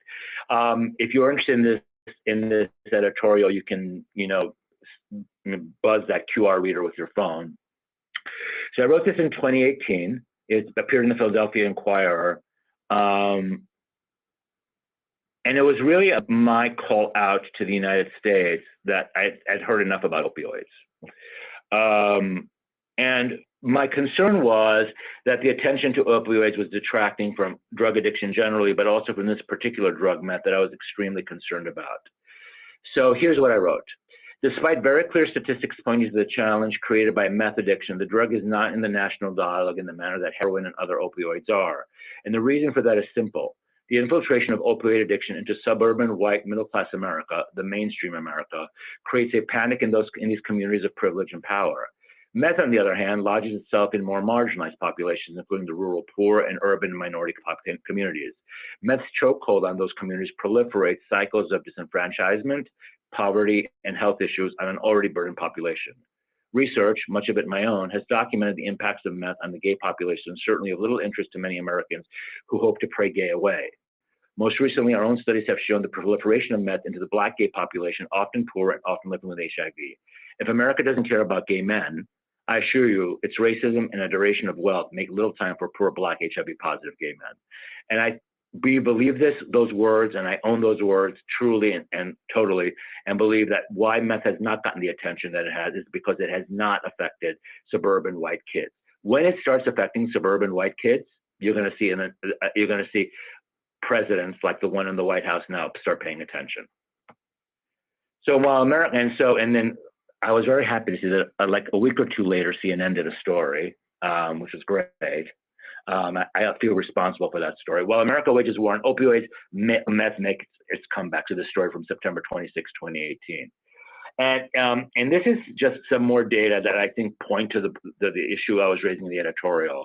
So here are some data on federal prosecutions by drugs. You see in pink marijuana because of the legislation changing throughout the country, thank God. But then you see methamphetamine and heroin both moving up, but methamphetamine prosecutions much higher than than heroin prosecutions. Here is meth seizures in the United States, and again, this is from CNN, border protection, like seizures across the border, increasing tenfold between 2010 and 2018. National drug seizures of meth use, again, outpacing heroin. Look at that. Methamphetamine in that sort of teal color, that aqua color, heroin in that grayish color. And again, both increasing, but methamphetamine at much higher rates. And then here is a picture of methamphetamine overdoses in the state of Oklahoma. And here you see an upswing with a little downtick in the last year or so, but generally the pattern just going up. So in fact, in 2014, when the last, I think it was 2014 or 2015, when the behavioral surveillance of HIV was undertaken around gay men, often referred to by the CDC as men who have sex with men, a term I don't particularly like, but in gay, bisexual, and other men who have sex with men, there was also a slight uptick in methamphetamine use. So we will see. It's a cross-sectional study, so it's hard to talk about patterns. We'll see in the next cycle, which is coming up, what the data look like there, if there continues to be a movement in that direction, which I think there probably will be. So, between 2010 and 2016, federal prosecutions of heroin increased some 300%. At the same time, federal prosecutions of methamphetamine also increased, not as steeply, but in greater numbers, from 5,000 cases to 7,000 cases.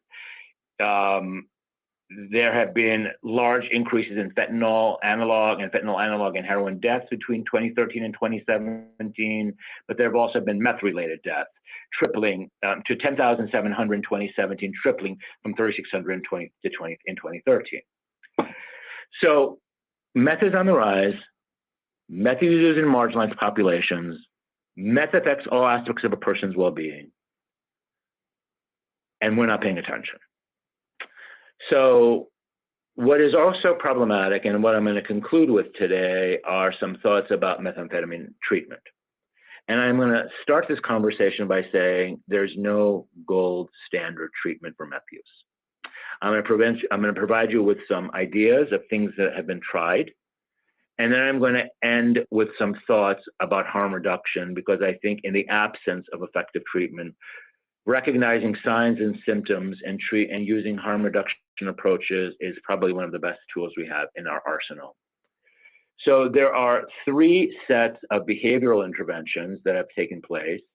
Probably the most effective, contingency management, which individuals are rewarded for every time they present without any meth in their urine or their hair or what have you. And there have been a set of studies, mostly on the West Coast, that have proven this. A lot of these are on the West Coast. Cognitive behavioral therapy has also shown to reduce meth use among gay and bisexual men, and behavioral activation. An approach that has been used by our colleague Matthew Mimiaga has also led to changes in the behavior. But the problem I have with all of these approaches is that they're based on this idea that human beings are rational decision makers, and we know that human beings are not rational decision makers, and these models are based on that very, very shaky assumption. It's very much like efforts around HIV in the 1980s and 1990s that just assumed the message wear a condom every time would work, because if somebody had a lot of self-efficacy or a lot of confidence that they would use a condom, then they would use a condom. What was forgotten in that process is that often people have emotions, and often people use substances, and cognitive decision-making is altered as a result of that. And so while I will support the idea that these models certainly in a statistical analysis show an effect, I wonder in real life how truly effective they are. There are also possibilities, and I'm not poo-pooing them, that's one option. It's just, I don't know if it's the be all and end all. There are also pharmacotherapies, and there is some evidence that some medications may work. In fact, the use of antidepressants has been one particularly helpful method for helping people who come off methamphetamine.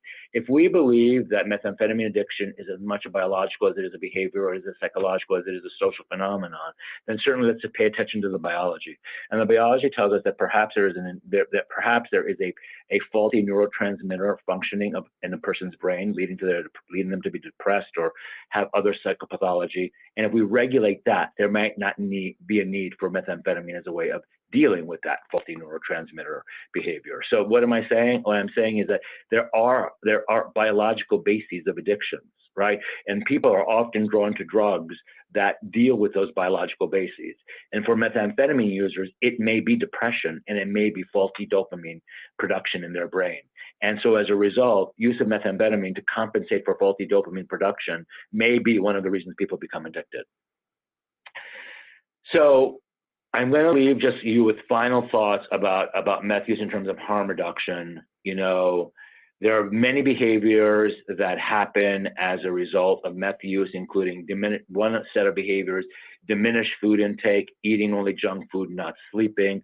I want to talk about this first set of behaviors. First of all, why do people who are chronic meth users have teeth that look horrific? Which I often think we should use as a way of preventing people from using meth.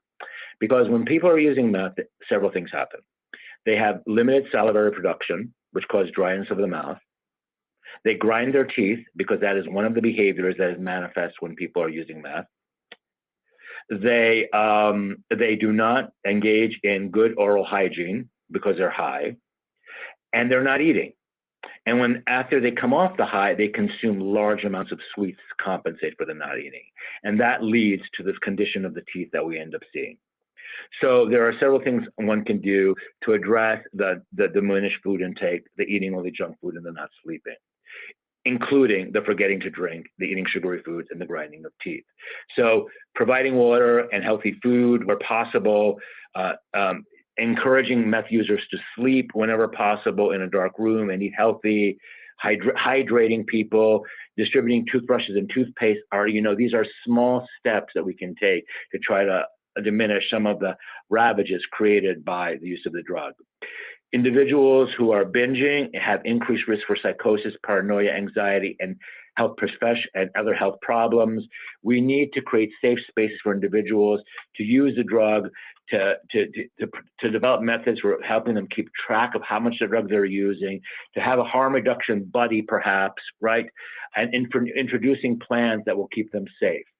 Just like we have drunk drivers for individuals who are out drinking, and the one person's a designated driver, maybe there needs to be a designated non-meth user at that taking care of all those people. Heavy users experience withdrawal and crashes, some have suicidal ideation, moodiness, engaging with individuals, for psychological support, making sure they're talking to individuals and getting psychological support is going to be an extremely important element for getting people to manage their psychoses and what have you around their meth use. And then in terms of injection behavior, that we have the possibility of blood-borne diseases being passed, lung damage, toxicity, cuts and burns. One of the most effective systems we've had in place for maintaining the HIV epidemic in injection drug users is a distribution of clean needles and syringes and ensuring that the people who use clean works. The same model would be appropriate here. In terms of also injection use, a harm reduction approach would be to have individuals move to transitioning away from injecting and smoking to using the drugs in less harmful ways. And what happened? This is the same slide here. So we also have to. One of the other phenomena that happens when individuals are using meth is they have a paranoia where they think that they have bugs in their skin, and they scratch their skin, and you often see open wounds. From what are referred to as speed bugs. These are not really bugs, but they're perceived bugs.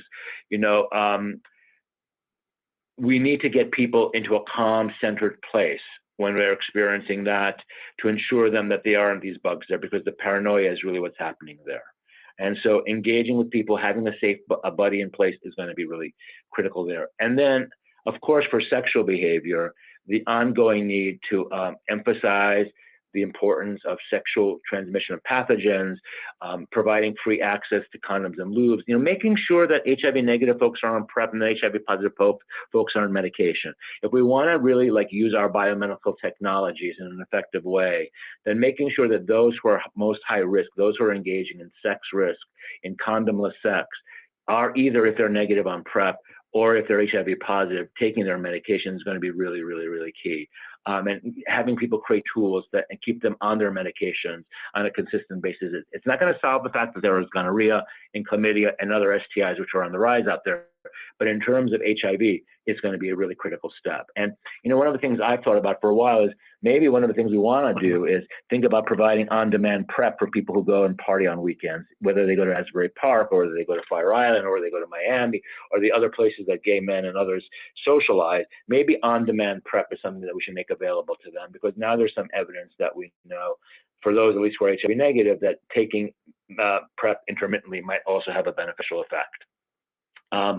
So I'm just going to leave it here. And leave you with some contact points. You can follow us on Twitter, on all of those sites, on Instagram, and our website. And as Colleen mentioned earlier, this book is available that provides a really holistic approach to understanding the use of methamphetamine addiction. Thank you for being so attentive, and thank you for so many of you being on this webinar. I think we have now some time for questions, comments, and other assorted ideas. Yes, thank you so much, Dr. Halkitis. That was incredible, actually, and I learned a lot, a tremendous amount. There are lots of questions, so I will just go ahead and get started, if that's okay. Yeah, I'm ready. I will try my best to answer these questions. Great, thank you. Is there data to suggest that the negative messages of the early 2000s contributed to gay men abstaining from use? Is there a prevention benefit to that? Yeah, so that's a great question. There's evidence from the early 2000s that there was a set of posters that came out early on that were very seductive, and there's evidence that of very beautiful individuals and with signs saying crystal meth, free of crystal, and that those actually acted as triggers to meth use. There is anecdotal evidence, although not substantial amounts of evidence, that it decreased meth use. It may have decreased onset of meth use for some people, but the data are shaky at best. However, I will say that in the absence of messaging, of which there is none right now, any messaging is going to have an effect that will be at least prevent onset of use, even if it's a slight decrease in onset of use. So my short answer is no, not really clear evidence, but I do believe that it had I do believe anecdotally it did have a beneficial effect, and something that we should be thinking about again. Okay, thank you. Do you think that the shift from bathhouses and bars to the contemporary online hookup culture, has that contributed in any way to use patterns? I think it's easy. Well, that's a really great question, and one that I want to find out about. So look, I think it is easier to communicate in an online platform than it is in person. For those of us who are older, or as I like to refer to as vintage, we will remember that to meet partners in the past, one had to go out and get dressed and stuff. And socializing face-to-face may be in some ways more challenging than facing online. So I wonder if communication around drug use is also facilitated by online platforms. I will tell you that our own experience at my research center shows that there is very open communication about meth use on online platforms. And in fact, it may be increasing the use of meth if you believe that online platforms increase access to a larger number of people. Then the probability theory would argue that if you have access to a larger number of people, then you also have a higher likelihood of proliferating the drug as compared to a small group of people in a confined physical space. So my long-term answer to that is yes, probably it has. Okay, great, thank you. Are you aware of any treatment facilities in New Jersey that have programs specifically for the LGBTQ population who use substances? But I think that in New Jersey and in New York City, No, I am not familiar with any particular one, but I will tell you what many LGBTQ people turn to as a means, and I did not address this in my slides, but turn to as a means for dealing with their addiction: Crystal Meth Anonymous. Crystal Meth Anonymous, like Alcoholics Anonymous, seems to be the go-to default approach for many meth users. I trust there are CMA groups here in New Jersey. I know they take place in New York City. That is where I would start if I was looking to find other facilities that were specifically targeted to meth. I think we may see an increase in meth-related services throughout the state now that people are starting to have this conversation again. Okay, great, thank you. This is a question from Seattle, and this person is saying that in Seattle, there's been some talk on using Ritalin as a treatment for meth addiction cravings. Yes. Do you have any thoughts on that? Yes, I say yes, because we know that people with ADHD we've written about this, have a higher likelihood of using meth than people without ADHD. And I think that like I said earlier, that undiagnosed depression is often a driver of meth use. I think undiagnosed ADHD is also. And if Ritalin, if prescribed and as a harm reduction technique and as one that is able to compensate and create a sort of like a diminishing demand for meth use, is probably a really, really good approach for those individuals who I would say are experiencing ADHD as one of the reasons that they're using their meth use. But I have heard this and I believe it to be completely true. In fact, as we know, meth was used to treat ADHD in the 1950s. So why not use Ritalin now as a way of sort of addressing this particular problem? Better Ritalin, which is prescribed, than meth, which is made out on the street. Right. This question might be similar to that. Someone referred to a place in Texas that was using a combination of Wellbutrin and Provigil. And this did some of their own personal research and found that Provigil might be beneficial. Are you familiar with that, or do you have thoughts on that? I don't have familiarity with that drug. I know Wellbutrin has definitely had a positive, had definitely been used effectively for the use of meth. I know also Wellbutrin and other antidepressants from a very seminal study that took place in Australia in the early 2000s was used as a way of sort of modulating and moderating, and now I don't want to say diminishing because that's a strong word, sexual adventurism. And sexual risk taking. So when people had undiagnosed depression, and I mean undiagnosed and untreated depression, even if it was mild to moderate, there tended to be more sexual risk taking. And when individuals were placed in a condition where they were on antidepressants, they continued to have sex. And I'm not saying that people shouldn't have sex, but at least their sex was more, let's say, thoughtful in its approach that when they were not being treated. Okay, great, thank you. I think this one you may have referenced a bit. Do you think that the lack of mental health services contributes or is a factor in meth use as a way of coping? And if so, is there something mental health providers, is there a way they should be tailoring their treatment approach for people who are dealing with a meth addiction?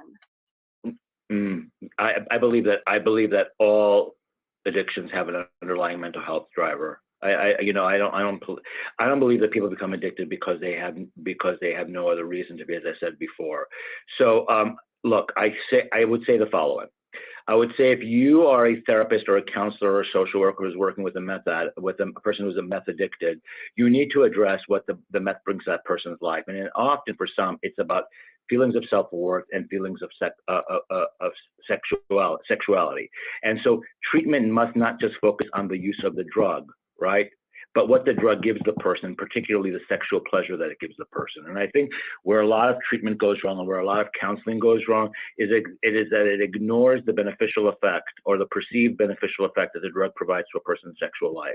And unless you address that, you're not going to get the addiction. So I think that's counselors and clinicians and doctors who, MDs need to be having open, honest conversations with their patients about, their sex lives in order to be able to really address. If you're going to talk about meth, you've got to talk about sex.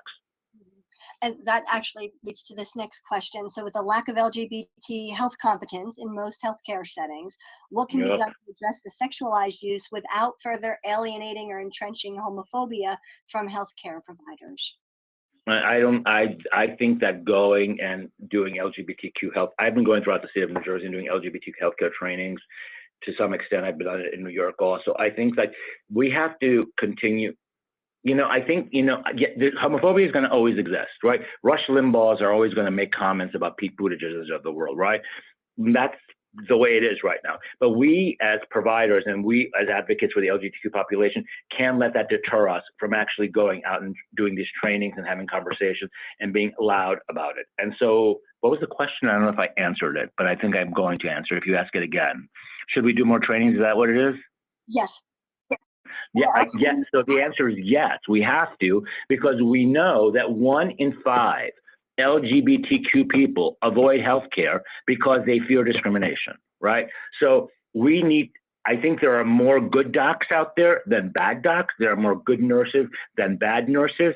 And if we can continue to provide them the skills, 1, and 2, then provide them provide patients with resources of where to go, we're going to help nip this in the bud. And I think most of you are aware that the Human Rights Campaign every year now publishes a report on LGBTQ competent providers throughout the country. I think we should be pointing our patients to that report.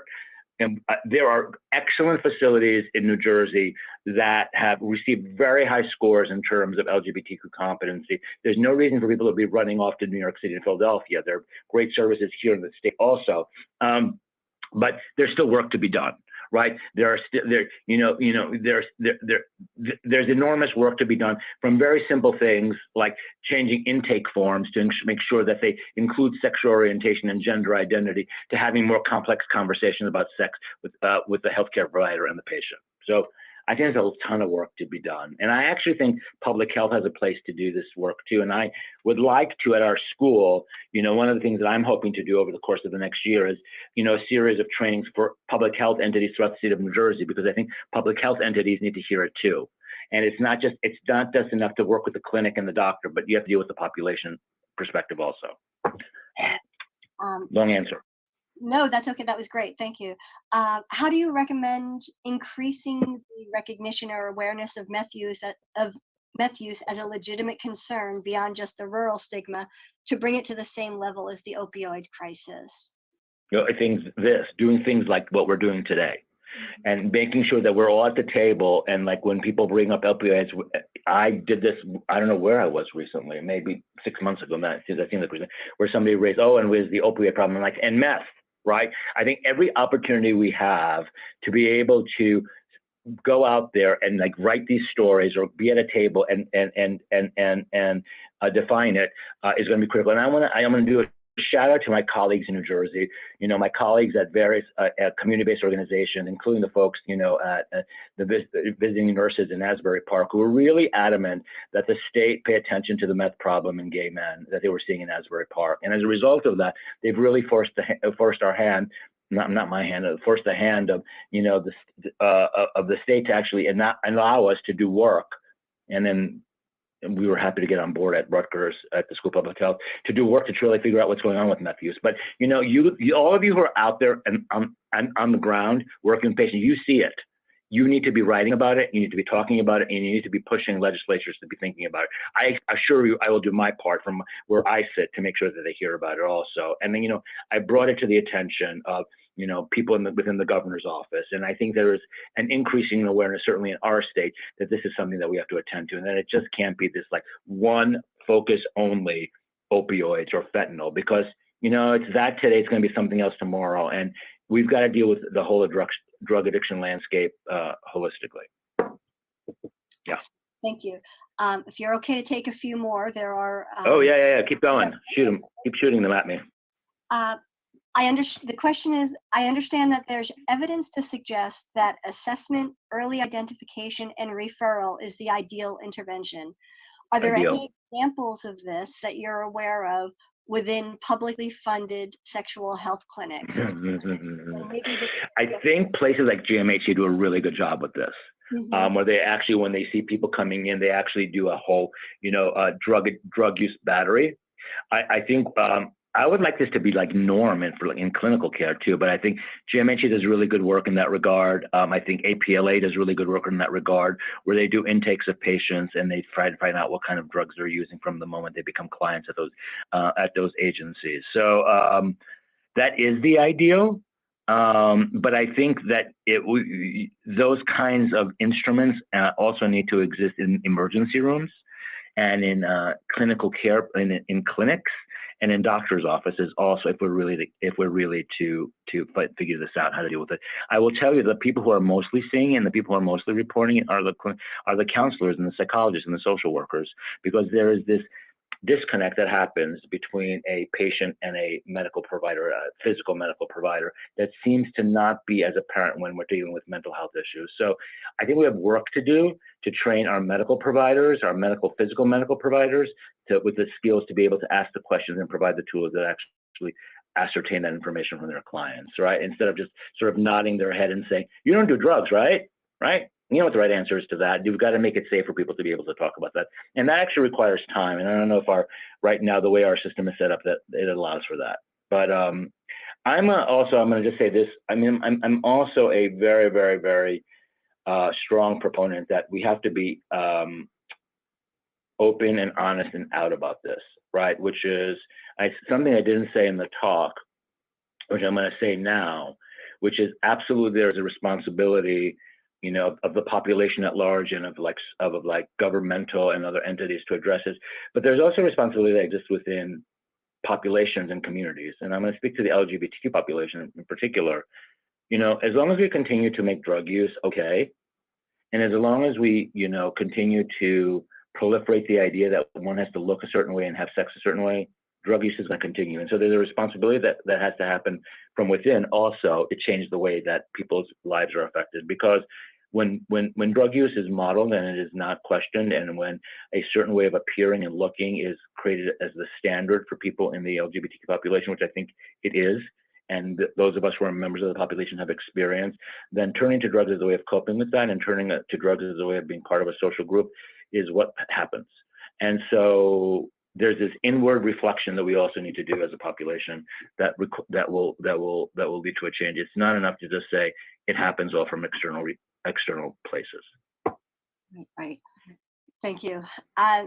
This question is asking if there's any evidence specific to seeing anxiety as a potential contributor or predictor of addiction. And is there any? Yes. Go ahead. Yes. Anxiety and depression are the same thing. Right. So depression is, obsession with, preponderance with and concern about the past, and anxiety is the future. But basically, if you were to see a circle, draw a circle, and you go around the circle and, to where your fingers meet. If you draw with your two fingers, anxiety and depression are right next to each other. It's just like obsession past, obsession future. So as depression often people who have anxiety disorder are treated with antidepressants because it is the same neurotransmitters that also are affected. And so as a result, yes, anxiety is also a driver, just like depression is. Great, thank you. I'll narrow it down. There are lots of comments. There's some appreciation of your past writings, Dr. Halkitis. I just want to reference those. Thank you. The H Generation, Stories of Survival and Resilience. Someone has cited your work in their dissertation, so just sharing that with you. Thank you. Yes. Sorry, this one asks about the risk of a reference to meth use combined with other drugs and other substances.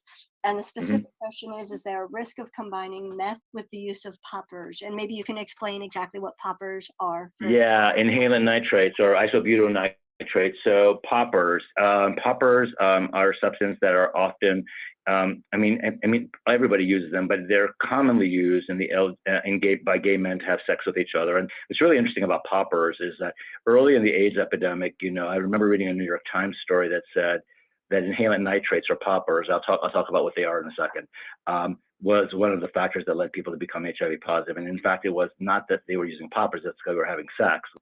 While they were having sex, they were using poppers. So poppers creates a rush feeling in a much more diminished level than meth does. Dilating capillaries, And as a result of that, it's easier to be penetrated, and you get this really pleasurable feeling, and it's easier for things to be, let's just say things to be inserted anally. So it is something that somebody sniffs, usually out of a bottle. It's like a liquid in liquid format, and sniffs it, and they get this rush that lasts for a short period of time. Yes, there is dangers to that, because that same drug, meth and that drug, are both putting any drug you add to the mix. Let's add cigarettes to the mix too, right?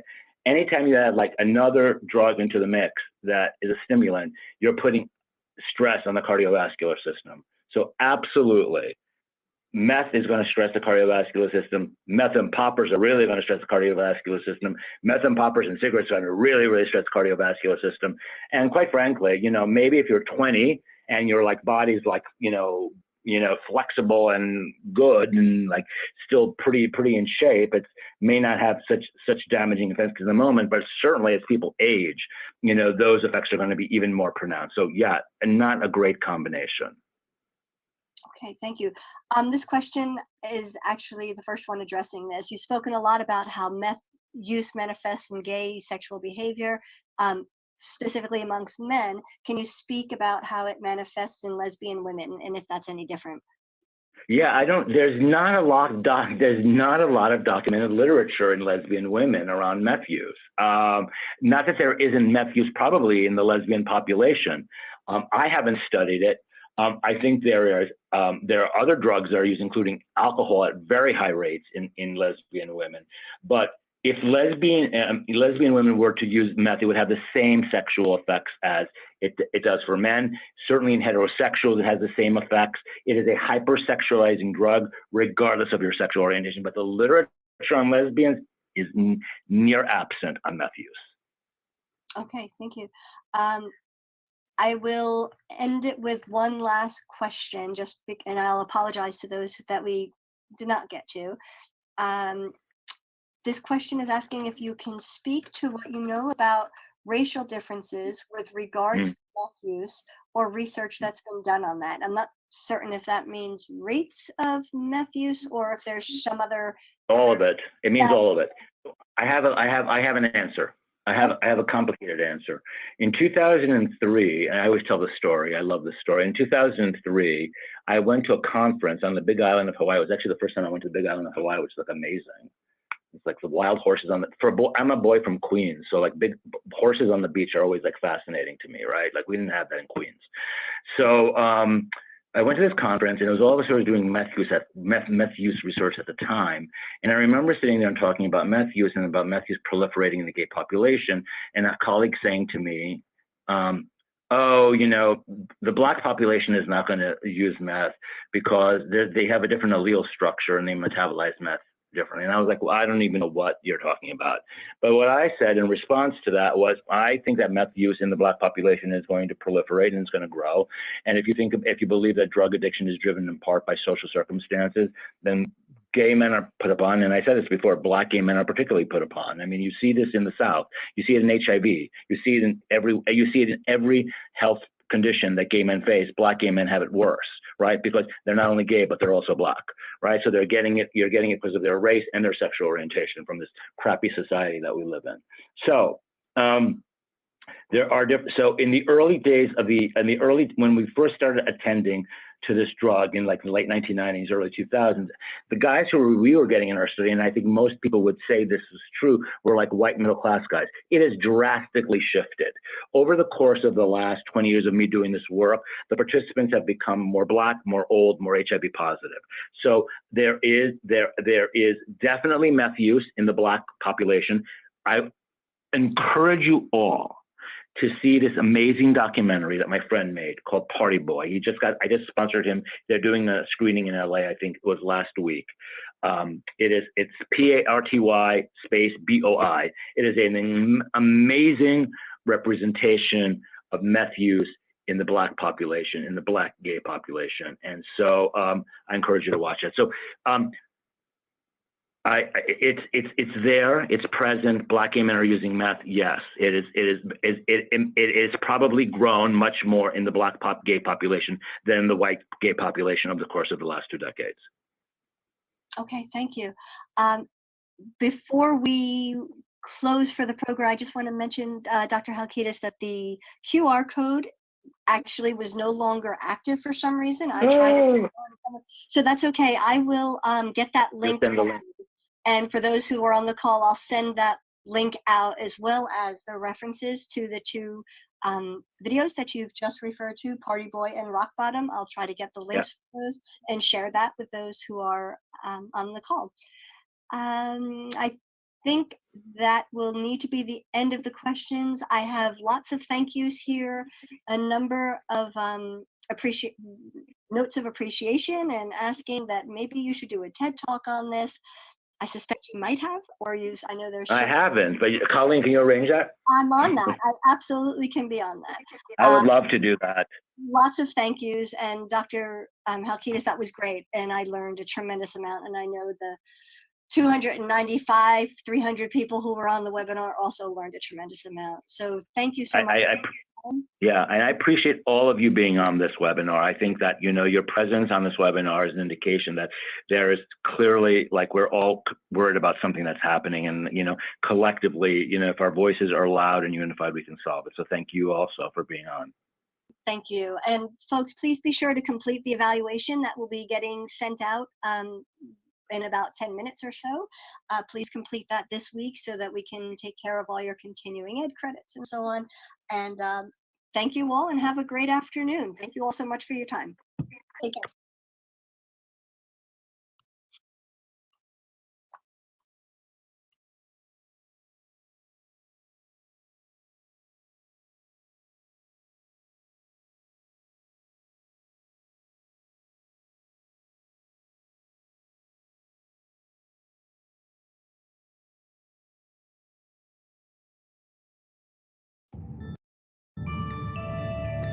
Cannabis. A multi-billion-dollar industry is moving from the illicit market into our daily lives, creating a stark divide. In a country where people are talking about its medical use, someone gets arrested for cannabis every 58 seconds. A plant demonized to arrest millions, now marketed as a medicine. My son had a devastating form of epilepsy, and a cannabis compound gave him a life. How does the vast array of chemicals in cannabis engage a mysterious system in our bodies? The cannabinoid receptor is the most abundant receptor in the brain. How a single system can influence so many biological processes is surprising. Will regular, even daily use cure us or hurt us? If someone were to tell me that I was dependent on marijuana, I would have said, no way, absolutely not. Smoked, dabbed, vaped, and eaten, today's cannabis is hyperpotent and far from understood. These products are coming online much faster than we can actually research them. As federal law blocks science, an unintended public health experiment is underway. Really, the questions are, for what conditions is it beneficial, and for what conditions is it harmful? It's not black and white, and it's complicated. What's the right dose? Who should use cannabis? Who shouldn't? It is a highly contentious subject, but it's not about your personal thoughts or feelings. What does the data tell us? What does the science tell us? Truth through science. We should know the answers. The Cannabis Question, right now on Nova.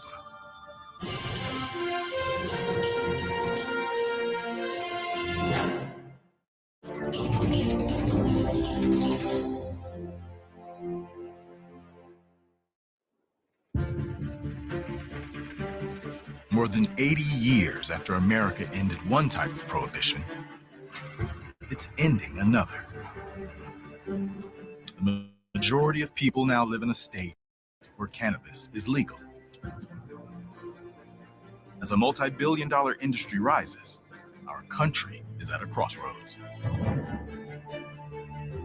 Cannabis is genuinely one of the most fascinating discussion topics I've ever seen because of how emotionally polarizing it is amongst people. And it's very strange because the entire field of cannabis science is very poorly developed.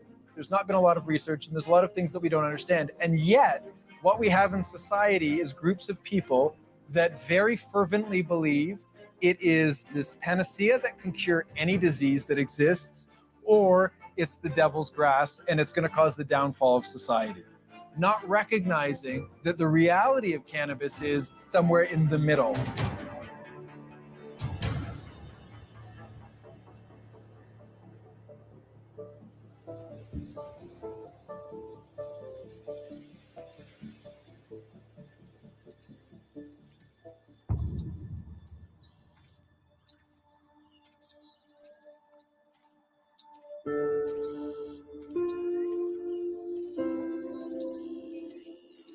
Americans everywhere are turning to cannabis, seeking relief from a wide range of ailments, including veterans like Sean Worsley, who uses cannabis to treat his post-traumatic stress disorder caused by combat in Iraq. Our sole purpose was to clear the routes for supply convoys that came through, looking for roadside bombs that were on the route. I was on a mission and we rode over a hole that was in the center of the road, and unfortunately it was a IED that went off, knocking me unconscious. And when I woke up, the medic was in my face asking me, was I okay? Could I hear him? After his tour, Sean struggled with a traumatic brain injury and disturbing symptoms caused by PTSD. For me, it's paranoia, insomnia, seeing things that aren't necessarily there. Shadow people, as they call them. Night terrors, dreams, but these nightmares were very realistic. If I was shot in the dream, I would wake up grabbing my chest because I felt the pain. Sean's medications for PTSD had troubling side effects, so he got a medical cannabis card. Cannabis at a low dose can help reduce anxiety, relax someone, and individuals who have PTSD that newly initiate cannabis use report it being life-changing. So I can sleep for the first time in 2 years, and I can go to the grocery store without being so intense and on edge. That's why individuals with PTSD heavily gravitate towards cannabis use. For thousands of years, humans have cultivated cannabis for its fiber, seeds, and medicinal properties. Ancient Hindu texts claim it was brought by the god Shiva for the pleasure of humanity. The plant contains over 400 chemicals, including cannabinoids, which are most abundant in the resin glands of budding female plants. In the 1960s, Israeli scientist Raphael Mechoulam isolated THC, the psychoactive cannabinoid that makes users feel high. The discovery launched a new chapter in neuroscience. Cannabis opened the window into the functioning of our body. Completely unexpected window, because what was discovered was that THC binds to receptors in the brain and outside the brain. And when it does so, when it binds to these receptors, the cells now behave differently. Cannabinoid receptors, named after cannabis, are found on nearly every organ in the body. They bind with our own cannabis-like molecules called endocannabinoids, which regulate functions like sleep, cognition, memory, and mood. Unlike other brain chemicals, they travel backwards across the synapse, where they control the release of most neurotransmitters. One of the most amazing things that happened was the discovery of the endocannabinoid system. Every mammal has one, and this is a system of chemicals and receptors throughout the brain and body. And really, the primary goal of the endocannabinoid system is homeostasis, keeping things in balance. At Mount Sinai Hospital, neuroscientist Yasmin Hurd remembers the first time she looked for cannabinoid receptors in the human brain. Seen here in vivid red, orange, and yellow colors. The cannabinoid receptor is the most abundant receptor in the brain. When we looked at where these receptors were expressed, they're expressed in brain regions relevant for motor coordination, cognition, memory, emotional regulation, reward. All of these brain areas are key to so many normal behaviors, obviously, but also psychiatric disorders as well. A key role of the endocannabinoid system is to manage stress. In fact, the first endocannabinoid found in our body was given a Sanskrit name, anandamide, meaning bliss. In response to stress, our body mobilizes an endocannabinoid signal. And so if something aversive happens to us and we suddenly see a threat in front of us, our body kind of goes into high alert mode and we shoot up. Once we've been removed from that threat, though, our body needs to turn that stress response back off. And what we have learned is that this burst of endocannabinoids that occurs in response to stress is really critical for that recovery phase. Scientists suspect this signal goes awry in people with PTSD. And that's why THC, which mimics our own endocannabinoids, might help. And so when you look at individuals that have PTSD and use cannabis, in short-term trials, you see very beneficial outcomes. But if all they do is use cannabis and they don't engage in other behavior therapies to help work through their trauma, they're not treating the root cause of the disorder. And it's important to recognize that THC at higher doses increases anxiety. Cannabis is not a miracle. Nothing is a miracle. And so really the questions are, for what conditions is it beneficial, and for what conditions is it harmful, and for whom is it beneficial, and for whom is it harmful?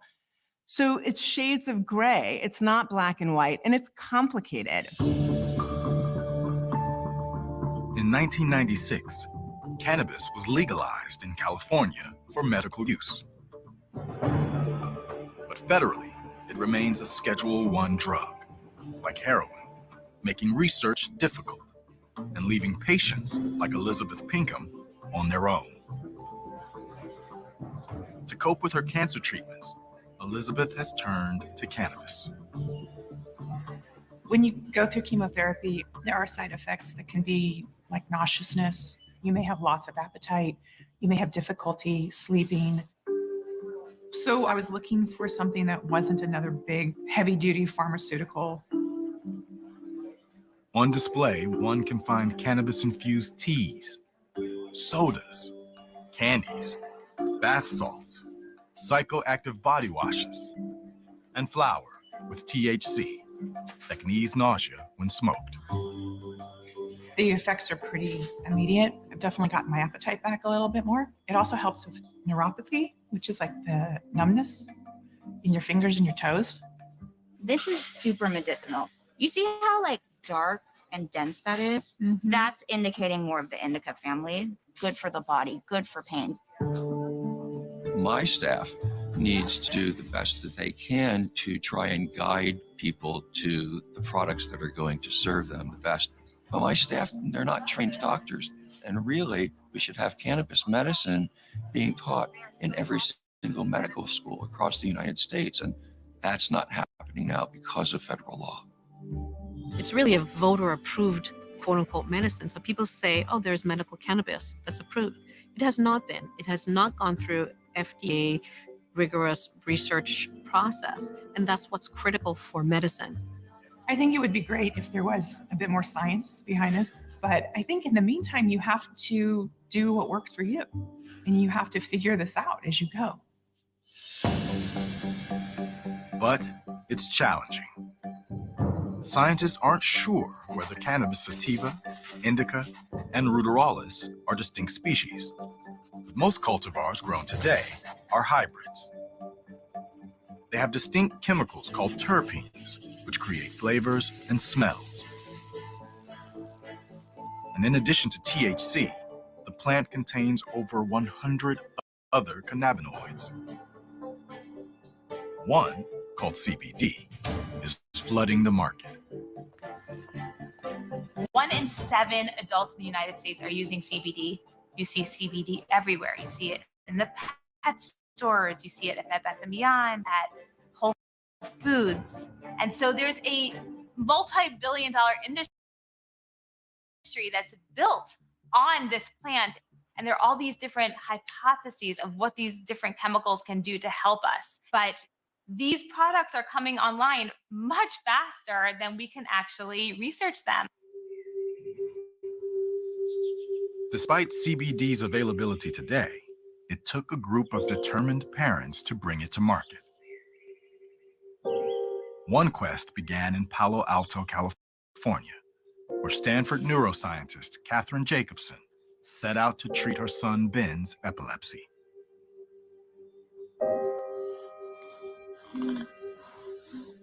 Watching your child have a seizure is really, really scary. It's awful, right? It's awful because you know that brain damage is happening. The kids get scared, they get confused. And with uncontrolled epilepsy, we all live with this fear that they're going to die.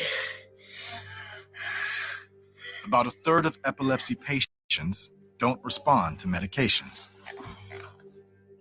Katherine knew the longer Ben's seizures continued, the less likely they'd be controlled. Could you just give him medicine? Mm-hmm. And she was not alone. In Berkeley, California, her friends Fred Vogelstein and Evelyn Newsenbaum also felt powerless to control their son Sam's epilepsy. I mean, the thing about seizures that most people don't realize is that there are dozens of different kinds. So the kind of seizures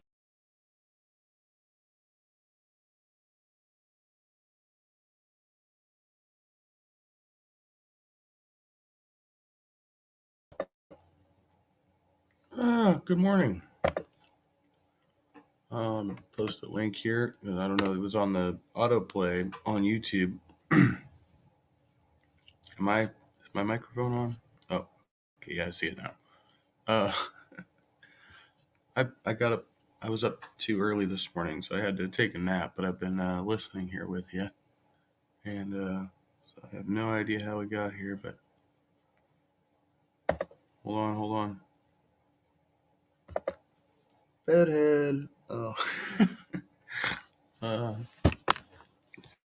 I was watching a documentary about meth earlier and something.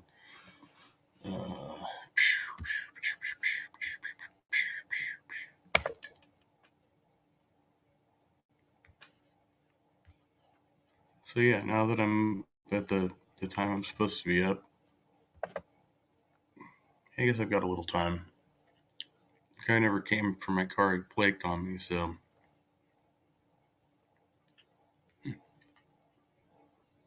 Ooh, birthday stream.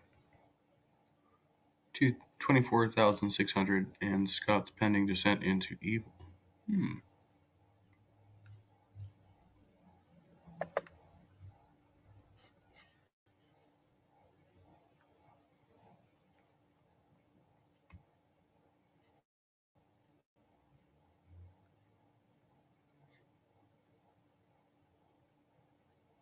Whose birthday is it, though?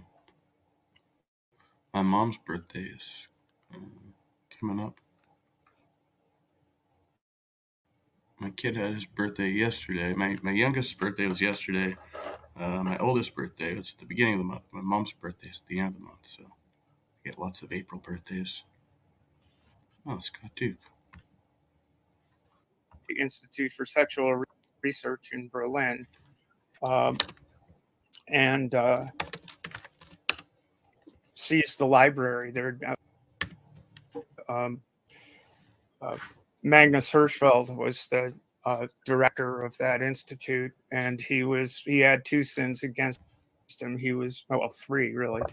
He was gay, he was Jewish, and he was probably the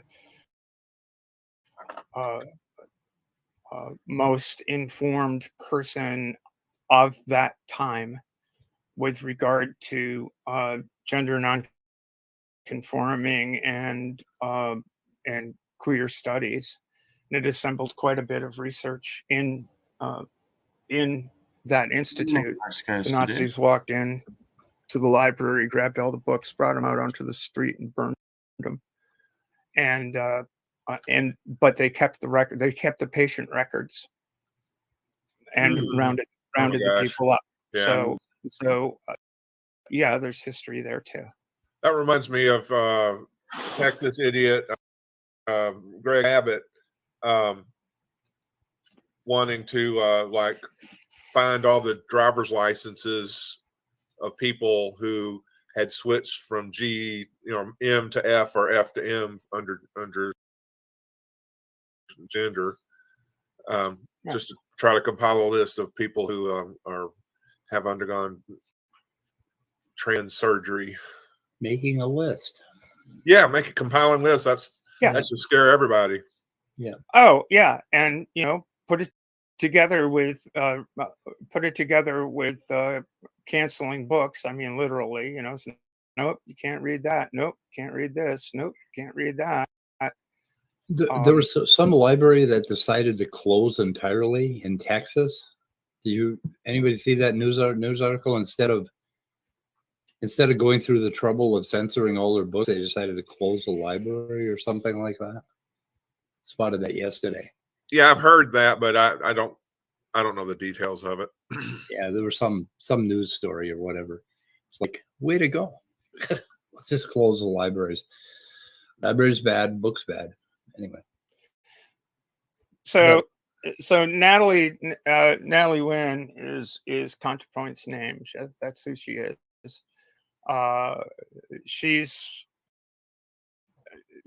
She's not always 100%. I don't always agree with her, but then again, who the hell always agrees with somebody? Right. She's gotten some off takes that I quibble with, but it's a matter of quibbling. Yeah, that's fair. I don't even always agree with myself, so I can really. Yeah. Yep. So it's part of she stepped in it. Oh golly, what was it, like 2 years ago? She stepped in it and said something off, and I don't even it's one of those. It's a shit. She said something stupid on the internet. It's like, who the fuck else hasn't? But she got dogpiled by a bunch of people on the to her with more, I don't know what the proper word is, with more strident trans voices than hers, dogpiled her. And the problem is, and it's sort of a weird thing. It's like, why go after Natalie when you've got J.K. Rowling, who's a fucking billionaire and spending her money and all of her time, seemingly, or a fair bit of her time, going around absolutely trashing trans rights in Great Britain and around the world. Rowling's a big fan of Kelly Jean and a big fan of Maya Forstater and all of these people who are basically saying trans people shouldn't exist, that they should be, in the words of Janice Raymond. Now, these words will sound familiar. Let me see if I can get it exactly right. I'm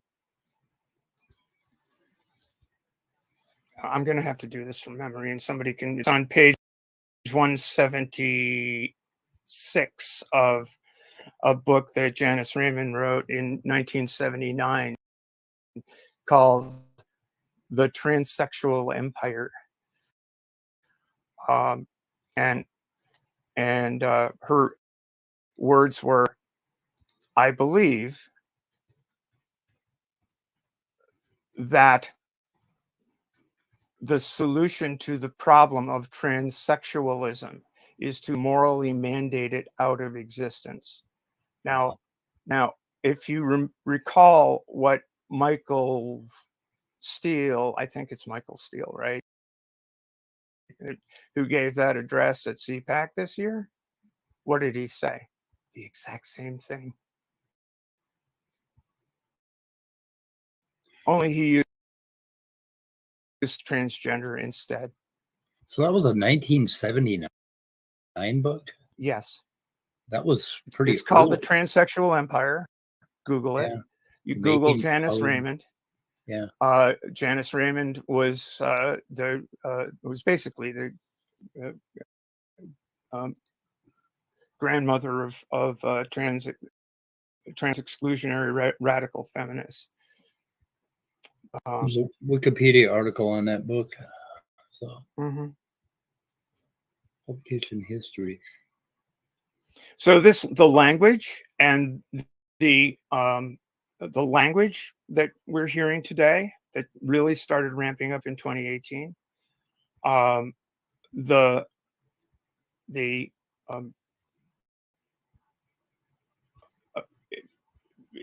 About transsexuals, transgender individuals, and I'm comfortable. A lot of people aren't comfortable with the phrase transsexual, but it's the phrase that I spent most of my life dealing with. I think transgender is both words have issues because I don't feel that I've changed my gender. Yeah. You know, but it's not. I think that the semantics of it are only useful insofar as they're signals, as insofar as they're signs, and how language is used. I'm perfectly willing to go with whatever seems most appropriate. I don't mind either. But yeah, the language used around people who are trans, let's keep it short, the way we don't have to worry about it, is the same. It has echoes from the actual words used by people like Raymond, and when it gets into the realm of psychology and stuff, has echoes of the language used by J. Michael Bailey and like Ray Blanchard from a decade later. I mean, Ray Blanchard was like 87 or so.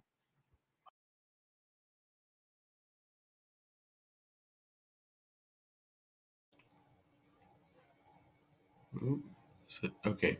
I feel like this is appropriate time to say I feel okay, despite whatever's been said here recently on the channel, because I know there was some drama. I love listening to Stephanie, and I'm a subscriber, and I think Stephanie is very informative to listen to. So yeah, in spite of the things that we said about one particular stream or a couple particular streams, that I could point to. I mean, but I do actually enjoy listening to Stephanie, and I subscribe, and so there's that. Yeah, but just quick aside there, because I'm not like, I don't know. I think it could be misconstrued a certain way. We were talking the other night or something, like, yeah, we all have our pet peeves and open rooms and stuff like that. But at the end of the day, I think what Stephanie has to say is very well informed and important.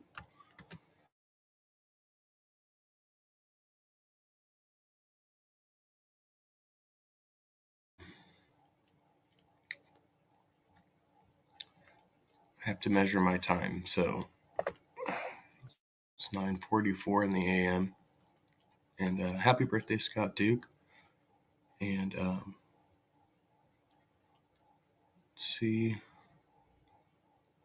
Jason still hasn't watched a Vosh video. Vosh is hilarious. I love listening to Vosh. I don't see why he wouldn't. I mean, yeah, he's got some fucking shitty points, but got some good ones as well. But aside from that, his commentary is just fucking objectively funny. So.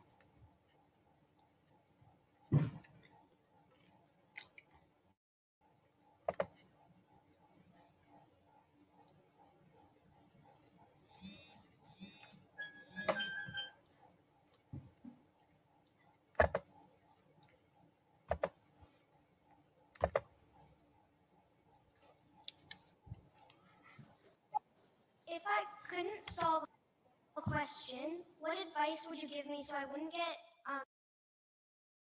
discouraged about not being able to solve that question? Oh, what a great question. Well, that's very good. Well, you know, life is full of questions we can't solve exactly. In fact, one of the greatest disservices we do to students like you, and this will happen throughout your career, which I'm sure will be a wonderful one, is that we give students these questions that they can always solve, or they're always supposed to be able to solve anyway. And it gives them the illusion that all problems are solvable. But the minute you get out in the real world, whether you're a scientist or anything, you find that questions aren't exactly solvable. And the trick becomes how to take a question that you can't solve and turn it into a question you can. And that's the exciting thing, because often there's a reason you can't solve that problem. And if you understand the reason why you can't solve that problem, you can turn it into a problem you can solve. And then you can get the satisfaction of moving in a new direction. So every brick wall you encounter can be walked around. And just remember that there's nothing that stops you from eventually going around it to find the answer. And ultimately, the key thing to remember when it comes to brick walls and the people who provide brick walls for you, the only advice I give to young people when they ask me, you know, what's your advice? I'm a young physicist. My advice is always the same. Don't let the bastards get you down. Thank you. Thank you.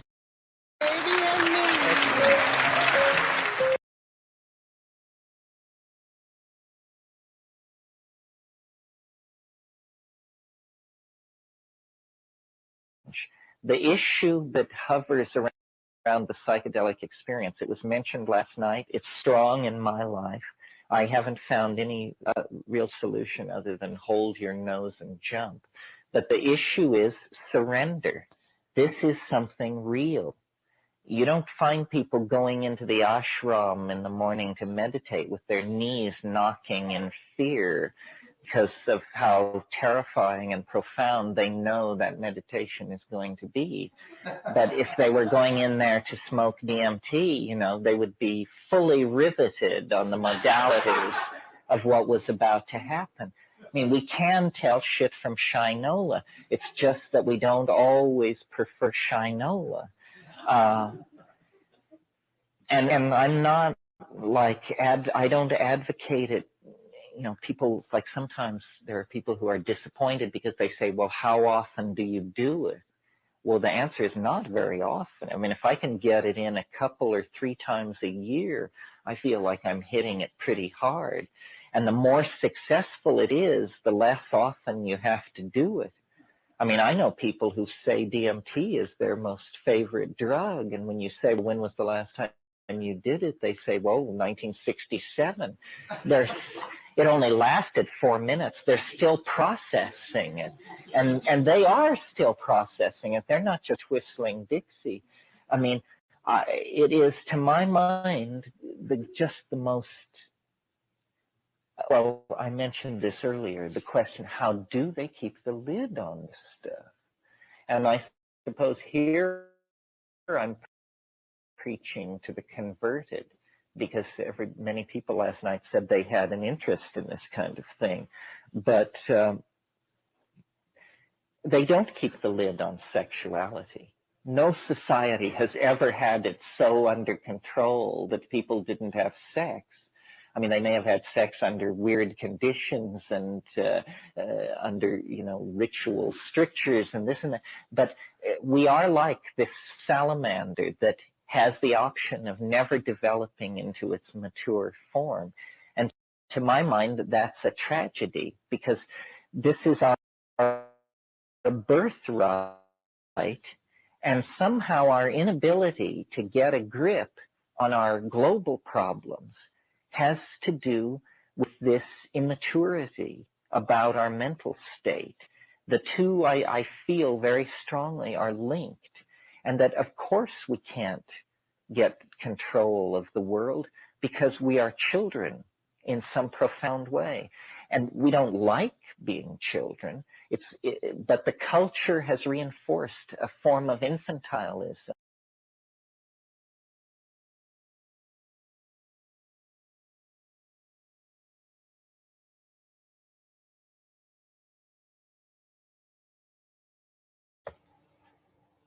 Kind of feels like that took forever. All I wanted to say was that, like, I processed my my DMT trip pretty quick, but I had to try DMT 3 times, and the third time it actually worked. The first 2 times, I don't know if it was bunk or whatever, no luck. Third time, took it and woo, fucking blew my mind. But I was in entirely the wrong place, and the people I was with were not tripping with me, so I ended up, talking to a motorhome and some stars, right? But I was like, compared to mushrooms, it was kind of intense for a few minutes, but like, did I, like, eye-opening experience? Yeah, not so much. Like, it was kind of woo weird, and yeah. But DMT, yeah, it was okay. And the way I explain it to myself is it's a kind of unwillingness to go it alone on a certain level. I don't know how many of you remember in Brave New World, Huxley's brilliant dystopia, but there's a scene in there where Bernard, who is the guy who's out of it in the novel because in his fetal fluid they got an alcohol contaminant. And so he's different from everybody else in this society, and he occasionally has original thoughts. And he and his assigned girlfriend for the evening, or whatever she is, are in a helicopter, and they sweep out past the crematoria where they're recollecting elements for reuse. And he suspends the helicopter over the Black Bay, and she immediately becomes very agitated, restless, anxious, and pleads with him to return to the city. And what it is it's her anxiety over being alone in the presence of nature. She literally can't take it. And I think there are a lot of people in our society, and each of us in our own way at different times, who have within us this neurotic and infantile creature that can't face it alone, and that this going it alone thing is very important. Plotinus, the great Neoplatonic philosopher, he spoke of the mystical experience as the flight of the alone to the alone. And in the psychedelic experience, there is this issue of surrender, because a lot of people want to diddle with it. They want to be able to say they did it, but they don't ever want to face an actual moment where they put it all on the line. And yet the whole issue with this stuff is to let it lead, to let it show what it wants to show. So somehow, individually, we have to reclaim our experience. The real message, more important even than the psychedelic experience, the real message that I try to leave with people in these weekends is the primacy of direct experience. That as people, the real universe is, within your reach, always. Everything not within your reach is basically unconfirmed rumor. And we insert ourselves like ants or honeybees into hierarchies of knowledge. So we say, well, what's going on in the world? Well, turn on CNN. You know, and then somehow we're ordered. Then we say, okay, it's 85 degrees in Baghdad and the wind is out of the northeast at 15 miles an hour. And we feel somehow better now because we're getting the information. But what we have done is sold out direct experience. And all institutions require this of us, that we somehow redefine ourselves for the convenience of the institution. And this redefinition always involves a narrowing, a denial, so that, you know, if you want to be in Marxist society, if you want to function in Marxist society, you have to define yourself as a Marxist human being. Well, it turns out in a Marxist society there are no homosexuals because that just happens in decadent societies. So then, you know, if you happen to notice any tendency like this in yourself, you have to deny its existence because this just doesn't happen in a Marxist society. And similarly, every society has this. In our society, if you hear voices, we have mental hospitals for you. If you have vast visions of the future, you know, we have drugs that can help you and make this go away. So then somehow in modern society, the discovery of psychedelics is the discovery that all of this cultural machinery is just Wizard of Oz stuff. You remember the scene in The Wizard of Oz where the curtain is swept back and they see the little guy there, and he says, booming out over the loudspeaker, "Ignore the little man pulling the levers. Ignore the little man pulling the levers."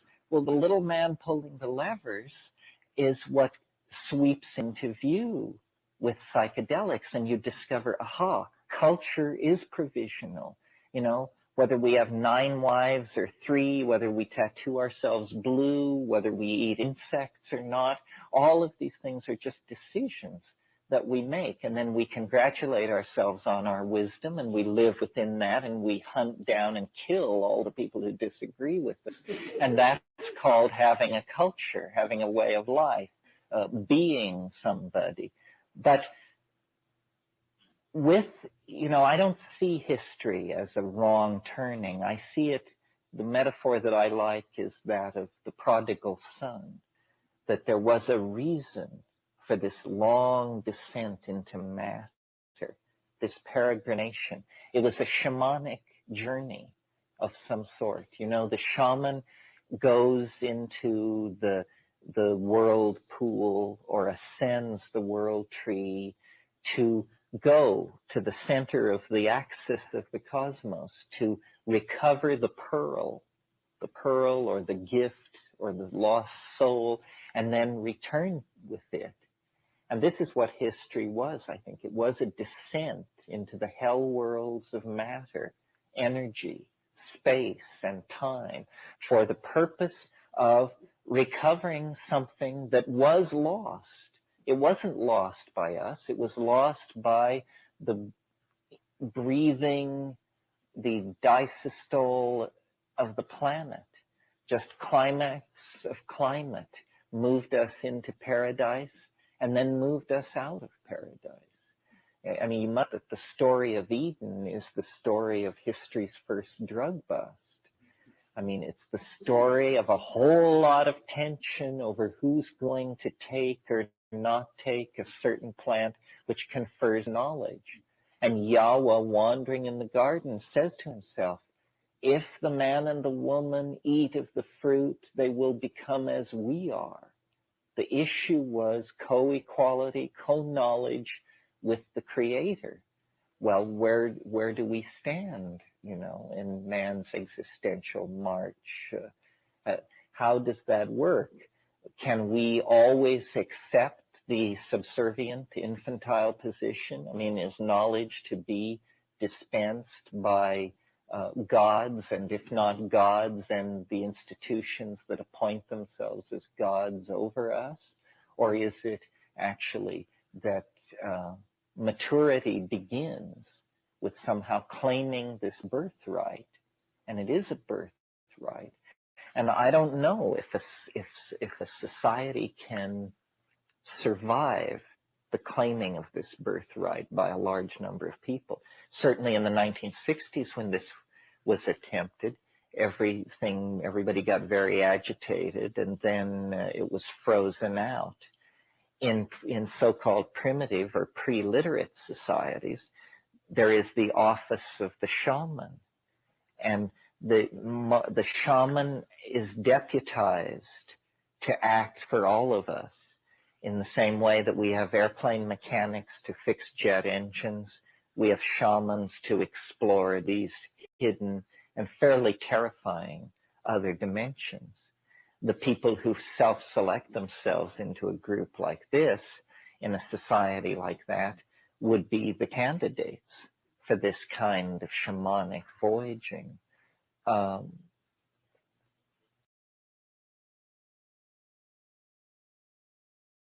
have actually been a customer of BetterHelp.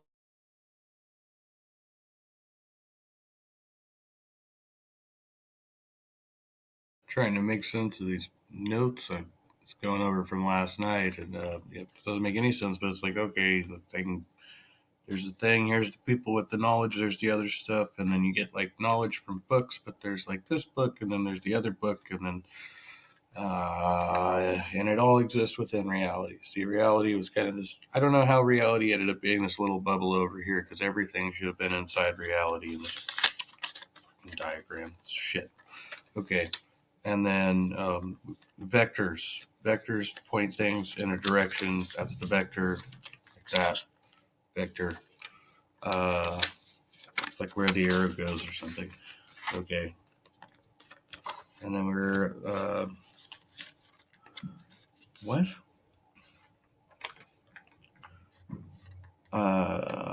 Transparent raccoons, rugged individualism, the Electoral College, letters from Grandpa, and Wood Street.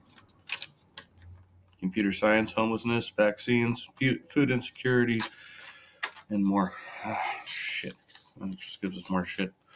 Okay, so I'm like, 10:02 in the AM, and I'm like halfway through, still getting ready to go and stuff, and readjusting. I need to form a complex schedule and stop ignoring phone calls. I know people are waiting to hear from me, and that just makes no difference because I can't go anywhere anyway because that guy never came to fix my car, jackass. So yeah, I called to complain to management. I know. Karen move. No, it's been fucking 3 weeks. It's ridiculous. Okay. The man has been paid. All right. He's been paid. He's come and fucking do his fucking job.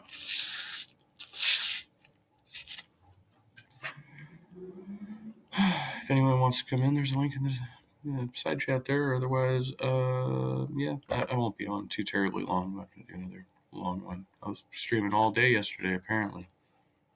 I remember some of it.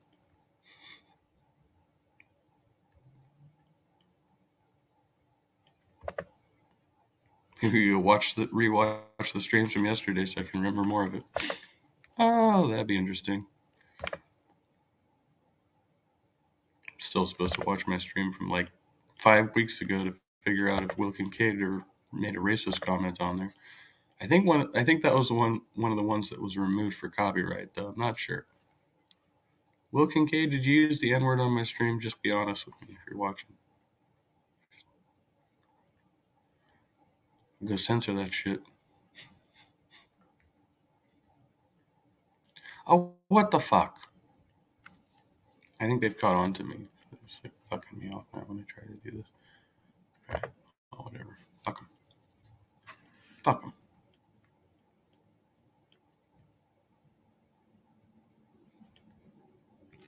Censored.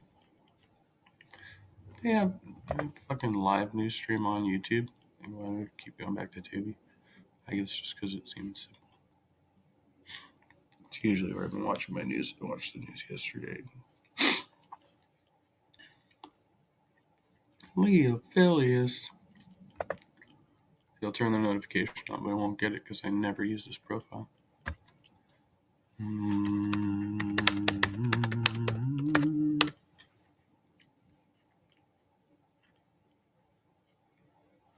Oh. That's why I never get copyright strikes. Just like, stop using Tubi, you jackass.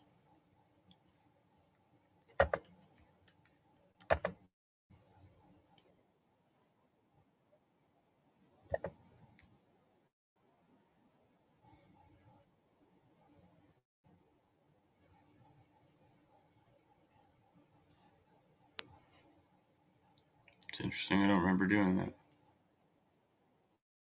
It's getting bad. Hitting some epic clubs. It sucks that's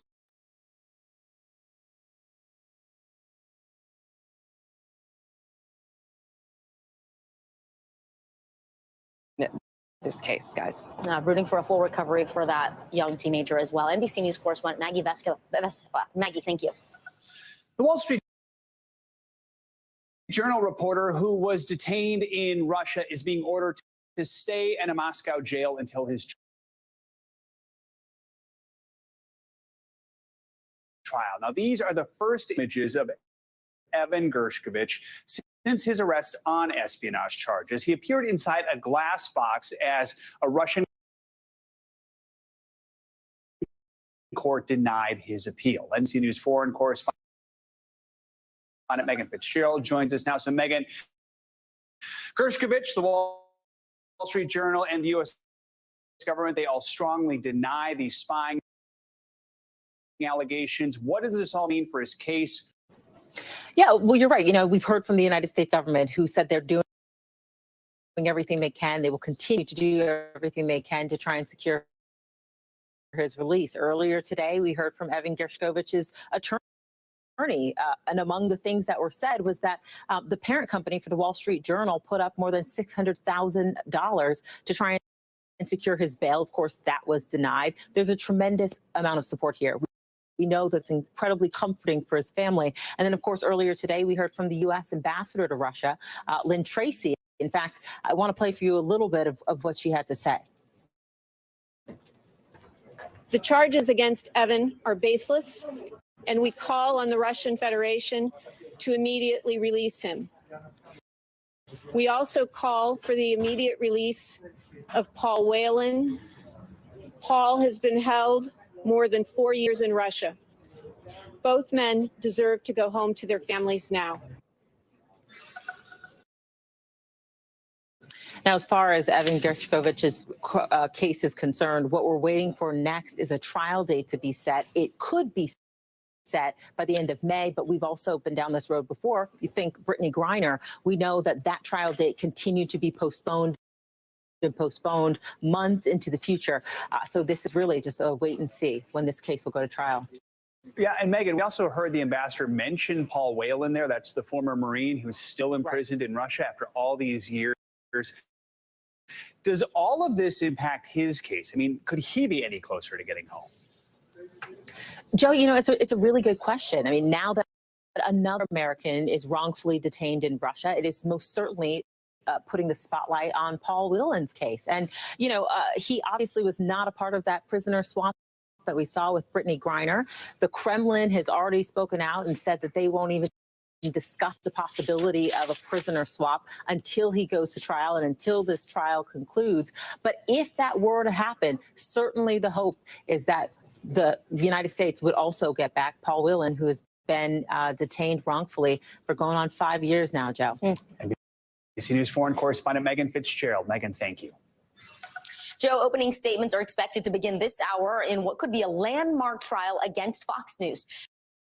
Dominion Voting Systems is suing the network over false claims of fraud during the 2020 election. Fox is arguing the comments are protected under the First Amendment. NBC News correspondent Emily Ikeda is live outside the courthouse in Wilmington, Delaware for us this afternoon. Emily, so set the scene here. What is happening right now as jurors, or as the trial resumes after lunch here? Hey there, Vicki. So jurors and lawyers, they are gearing up to return from lunch, as you mentioned, to begin the process of opening statements. Dominion will lead off that process for about an hour and a half, followed by Fox as this high-stakes trial officially gets underway. And just to give you a sense of just how many people are following this case, we have access to a phone line that will stream the audio. And the first phone line actually reached capacity, so they had to open an additional phone line in this for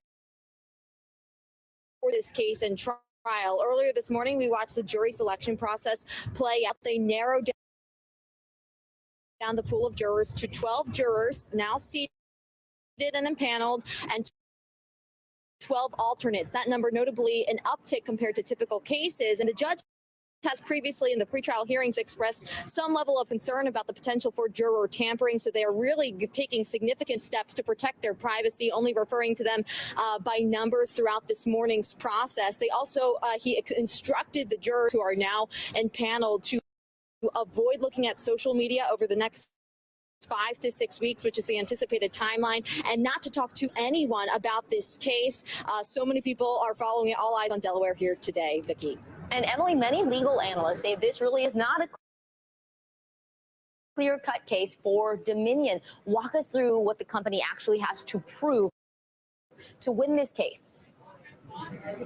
So interestingly, the judge has actually already ruled that the conspiracy theories that were floated around Dominion having some kind of role in rigging the 2020 presidential election are just that, conspiracy theories, and they're false. So what Dominion has to do over the next couple of weeks is prove something called actual malice. And what that means is they have to show what Fox was thinking, which speaks to the difficulty level of defamation law. What Fox was thinking at the time when they were airing these cases, and they have to prove that Fox knowingly aired false claims of voter fraud, or at least acted with reckless disregard for the truth, Vicki. All right, NBC News correspondent Emily Ikeda. Thank you so much, Emily.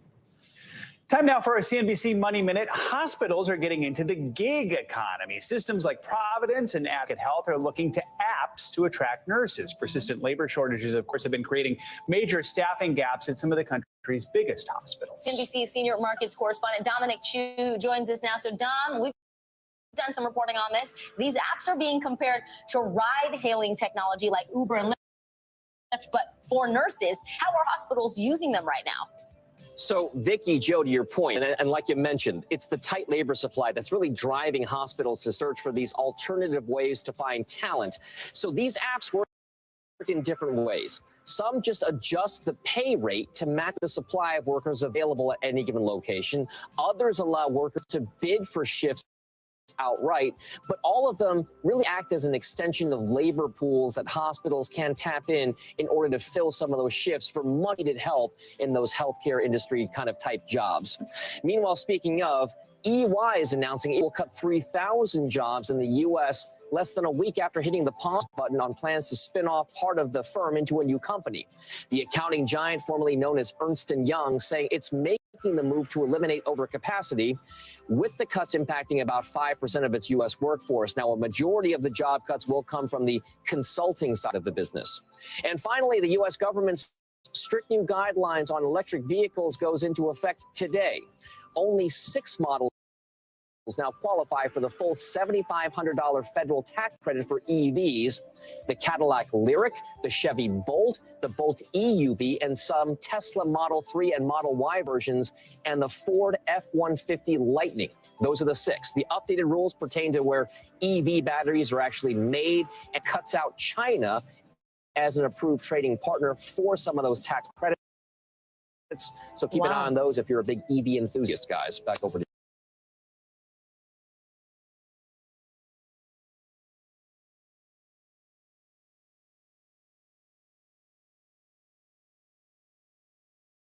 Leonardo da Vinci seems to have encrypted the Great Pyramid of Giza into the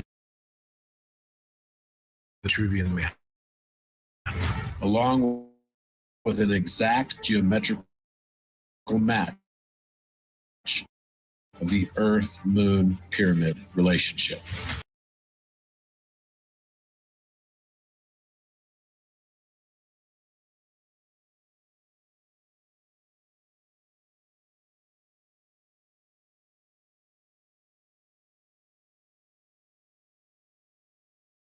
Adipose tissue is probably the most demonized tissue in the human body, despite it being essential for life as we know it. But as the saying goes, too much of a good thing can quickly become a bad thing. And in today's video, with the help of the cadavers here in the lab, we're going to see the point in which that happens, which is unfortunately probably a whole lot earlier than you think it is. We'll discuss the various locations that adipose tissue can be stored in the body, as well as how it can be measured in both a clinical setting and in the comfort of your own home. It's going to be an important one. Let's do this.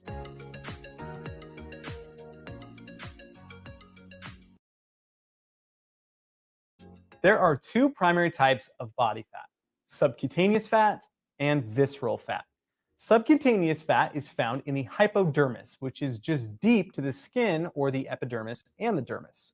It's made up of both white and brown adipose tissue, with brown having some pretty incredible thermogenic properties that we will be discussing in a future video, and white being primarily for energy storage as well as insulation. Visceral fat, on the other hand, is found inside and surrounding the internal organs of the body. It helps to protect the organs as well as to store and provide energy for them to use. When it comes to measuring an individual's overall body composition, there are a variety of methods out there, such as skin-fold calipers, which pinch the subcutaneous fat in order to take a measurement. Hydrostatic weighing, which is where an individual is submerged in the water and then has to forcefully exhale all the air from their respiratory system while simultaneously being weighed. Sounds like a blast, I'm sure. Then you have bioelectrical impedance, which takes advantage of the fact that electricity moves differently through water than it does fat. A weak electrical current is sent through the feet and sometimes the hands, kind of just depends on which scale you have. And depending on the speed in which the current travels through the body, it can help determine hydration levels as well as body fat percentages.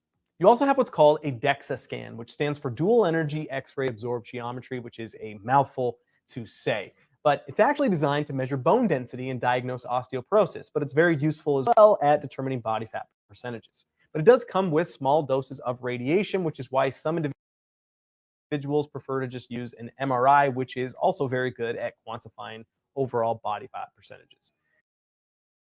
You can use a CT scan, but that comes with even larger doses of ionizing radiation. So it really just depends on what you're looking for. You see, these are just a few examples of the available methods, and as you can already tell, they're going to come with their own pros and cons. Calipers, for example, don't measure visceral body fat, but that's not necessarily a bad thing, because those who are using calipers are using it because they want to know how much subcutaneous fat there is. DEXA scans, like I just mentioned, weren't designed to measure body fat. They're about bone density, which means the numbers they provide surrounding body fat are not 100% accurate, which means for some individuals, it's not worth the time, the money that goes into it, as well as the small doses of ionizing radiation that come with it. Instead, they'd rather lean on more convenient methods, such as bioelectrical impedance or possibly even calipers. At the end of the day, it really comes down to two questions. What do you want to know? And why do you want to know it? Are you a bodybuilder looking to find the ins and outs of your own personal fat deposition? Are you into longevity and just looking to accumulate as much data as possible so you can live as long as possible? Are you a postmenopausal woman that's worried about osteoporosis? Are you overweight and you just want to know how much fat you have and where it's located? Depending on the individual and the situation, some of these methods make a whole lot more sense than others. But in my personal opinion, and this is just my personal opinion, I believe everyone should at least know their BMI. Now, the BMI, which stands for Body Mass Index, gets a ton of flack from health and wellness professionals because there are numerous ways that it can be misleading. But let's just put that aside for a moment. BMI is the most commonly used metric for determining height-weight proportionality. Or another way I could say that is, are you underweight, normal weight, overweight, or obese? To figure out your BMI, you simply divide your weight in kilograms by your height in meters. Or you can just look online because there are plenty of free BMI calculators that don't don't require you to do math, which is always awesome.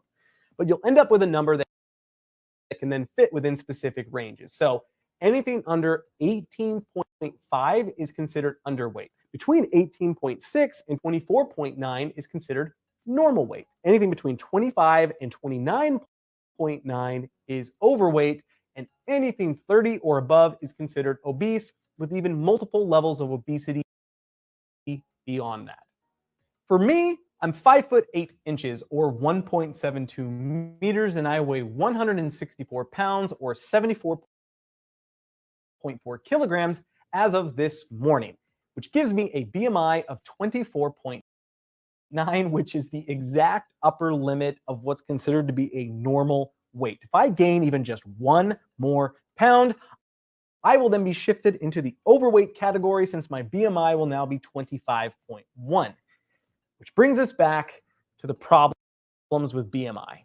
Your BMI doesn't discern between bone density, muscle mass, fluid volume, air in your lungs, and body fat. A bodybuilder with considerable lean muscle mass will likely appear as obese on the body mass index, despite that clearly not being the case. But for 80 to 90% of the human population, the BMI is actually a relatively good indicator of overall, this is generally speaking, but overall health and body composition. It's far from the best method out there, but I view its utility in the same way that I view, say, measuring your body weight. It's better to track something rather than nothing at all. And if you track it over a long enough timeline, you can help determine a trend. And then if you pair that with a good exercise routine, yearly blood panels, a good healthy diet, and other things beyond that, I mean, it'll help give you a relatively decent understanding of where you stand health-wise. But I want to be very clear, this is the bare minimum. But when you compare it to how many people are tracking nothing at all, it's pretty good, all things considered. In a perfect world, people wouldn't track BMI as much as they'd be tracking how much visceral and subcutaneous fat they have, and pairing that information with their yearly blood panels, exercise routine, and diet, so on and so forth. But considering that to accomplish that, you'd need a CT, MRI, or DEXA scan, I mean, it's just not all that feasible for most people out there. So it's reasonable for them to lean on the BMI instead to provide some kind of awareness as to where they stand in terms of overall body composition. But now that we know what fat is and how you can measure it, let's discuss the point in which it becomes life-threatening. But real quick, I want to thank the sponsor of today's video, Yoga Body Teachers College. When this lab first opened, we exclusively taught in-person events to a wide variety of students, including EMTs and paramedics, medical assistants, dental assistants, massage therapists, and those going through yoga teaching certification programs. And I remember being very surprised just how much yoga teachers actually knew about the human body, which is one reason I'm so impressed with Yoga Body Teachers College. They specialize in science-based online certification programs for yoga teachers, yoga breathing coaches, yoga trapeze teachers, and stretching coaches. If you're interested in starting a new career or side job helping people improve their health, overcome injuries, manage stress, or just live their best lives longer, Yoga Body's courses might be right for you. They take a science-based, business-positive approach to yoga, helping turn passionate students into successful industry professionals. Since 2007, Yoga Body has certified over 23,000 teachers in 41 countries. They're backed by Yoga Alliance, American Council on Exercise, and even American Council on Education, making them one of the only schools in the entire world eligible for college credits. They've put together a free report for you called How to Choose a Yoga Teacher Training Program, and you can access it immediately at yogabody.com/IHA, or you can just click the link in the description below. You're looking at both the thoracic and abdominopelvic cavities, and as you can see, there is a ton of organs and structures inside of them. But when we're discussing visceral fat, what we're really talking about is the fat that's accumulating inside of these cavities. And you can probably already see the problem here is that there's only so much space. So the more visceral fat that accumulates, the worse the situation will get. Too much visceral fat is associated with high blood pressure, kidney disease, cancer, cardiovascular disease, and metabolic syndrome. So to put it simply,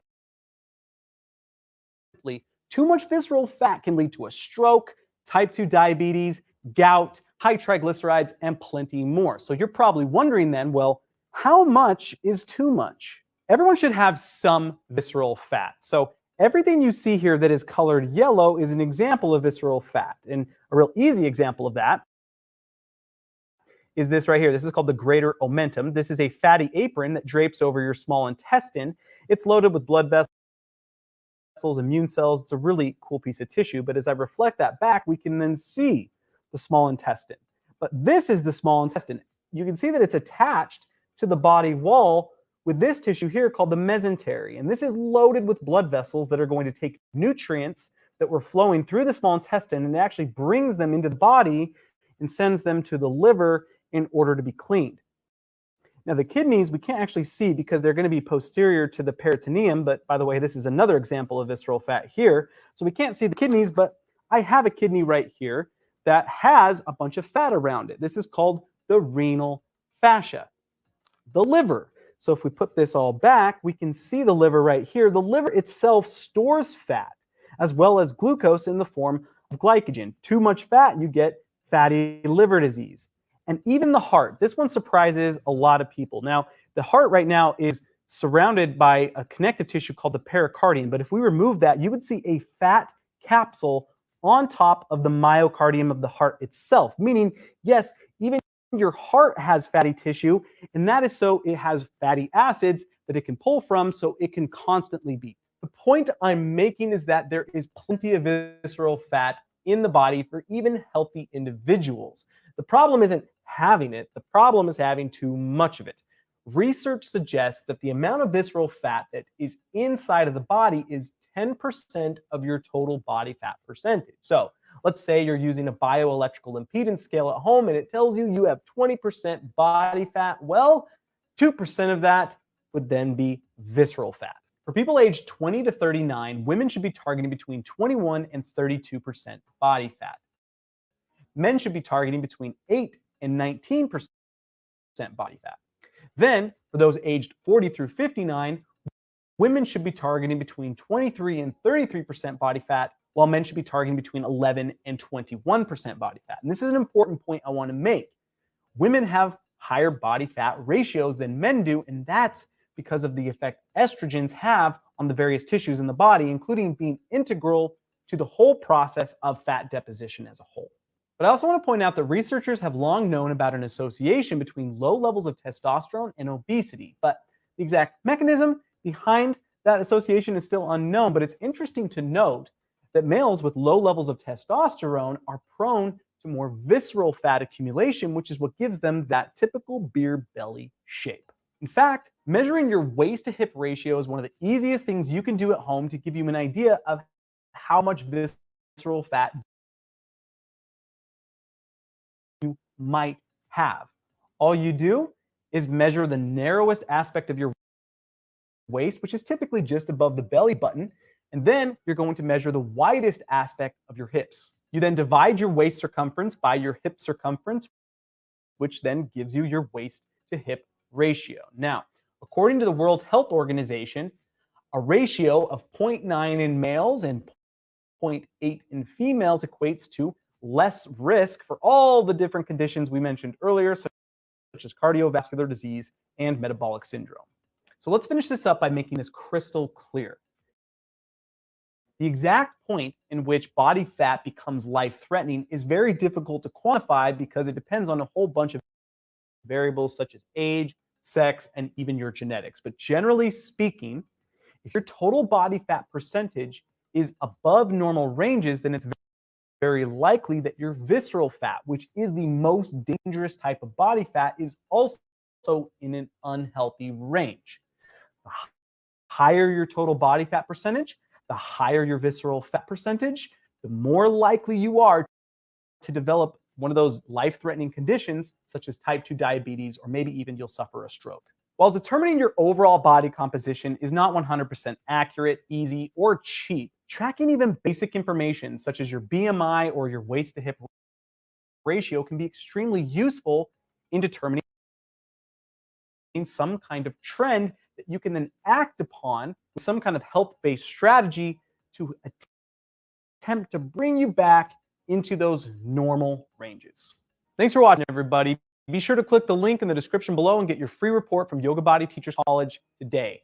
As always, be sure to like, comment, subscribe if you feel so inclined, and I'll see you next video.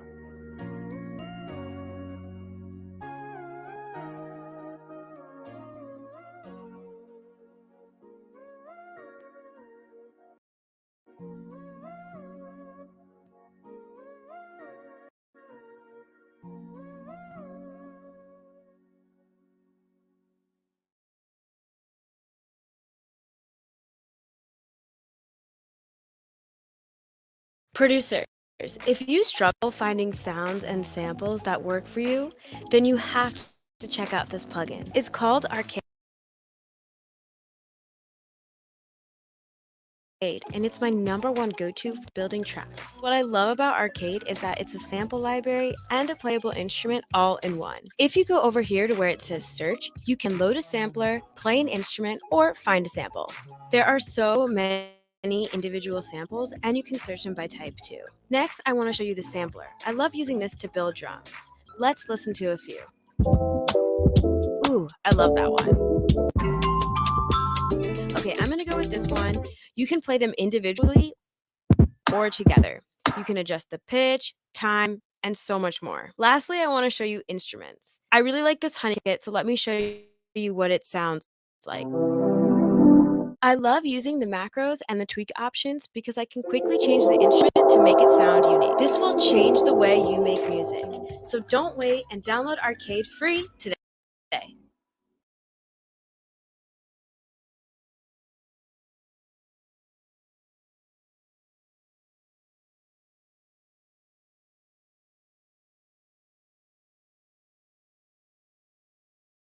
I'm about to cash this check for $50,000 for an accident I was involved in over 5 months ago. The same accident that the insurance company told me I get $5,000 for. Friends, family members, and everybody told me I'd barely get anything for it. That it wasn't worth my time because of the hoops that I have to jump through. I'm so glad I didn't listen. Because now I'm basically getting $45,000 of extra money for free without having to jump through a bunch of hoops or desperately plead my case to firm after firm. Here, let me show you how I did it. I'm going to show you how I got this $50,000 check that I'm about to deposit into my bank account for an accident I was involved in over 5 months ago. The same accident that the insurance company told me I would only get $5,000 for. And I'm going to show you in real time how you can do it too in 30 seconds or less. Ready? Okay, so I use this tool called the Case Connect Compensation Calculator. It's a little known tool that's 100% free. Then I answer these 4 questions to see if my accident qualifies. Don't worry, these questions don't ask you for super personal or sensitive information. It's just about the accident. After I answer the questions, the calculator compared my accident against millions of other cases to know the estimated cash value. Then it takes it a step further and connected me with a local specialist that helped me get the maximum compensation. And it did it 60% faster than traditional attorneys. This tool is 100% free for anybody to use, and you can use it right now by clicking the link in this video. I had no idea anything like this existed. Turns out it helped over 12,000 people settle their cases and get compensated last year alone. Countless people who were rewarded with big checks for claims that insurance companies offer them pennies for, or accidents people didn't even know they qualified for. I'm just so blessed that I found this page and I want to share it with you. If you've been injured, give it a try. Just click the link in this video. You'll end up on the same exact page that I used. Answer the 4 quick questions, see if you qualify, and get connected with a compensation specialist that can get you the maximum amount of money that you're entitled to. And they'll do it 60% faster than traditional attorneys without settling for less, jumping through hoops, or having to contact firm after firm and desperately plead your case. It's totally possible that you qualify or qualify for much more than you actually thought. Don't just take my word for it. Check out yourself. And you can see other stories like mine. So make sure you click the link below, take 30 seconds of your time, and see if you qualify to get compensated with checks like these.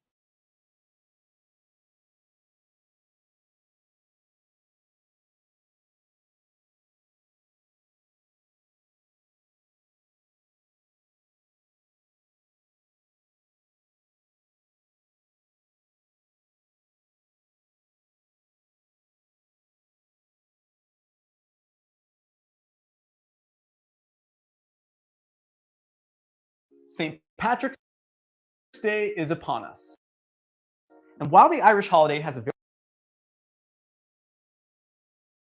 very rich cultural and religious history that should be respected and at the forefront of any celebration,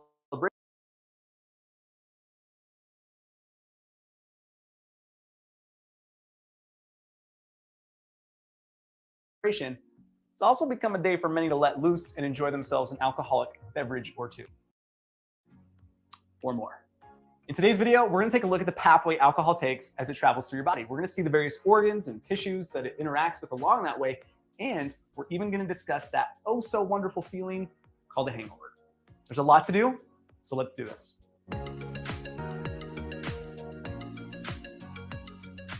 First and foremost, I have to get this out of the way.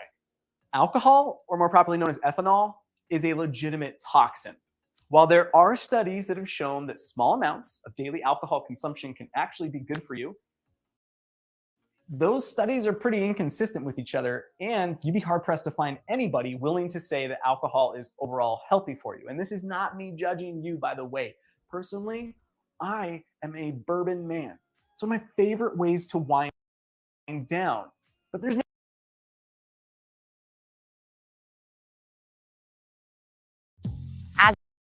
as a person with a disability, TurboTax makes it easy to get my taxes done.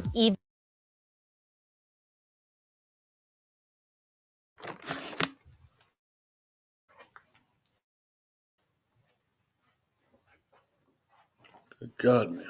We're just moving from place to place now. Had to pump up my bicycle tire. It has a, I say a slow leak, but not that slow. It's actually a pretty quick leak. It's solid right now, but I have to keep pumping it all the time. I got my shave done, mostly. I have to comb my hair. I need a trim. I really desperately need a trim, but that's all right because I wear a hat at work. So that video is getting all squirrely on my end. I don't know about yours. Hello, welcome. Well, I don't really have so much time to chat anymore. I might have, but not at this point. Yeah, I have to be getting going pretty soon. I'm on my overtime schedule today, and the car did not get taken care of. So try not to lose it. Try not to lose my shit. Oh. I joke. Everything will be all right.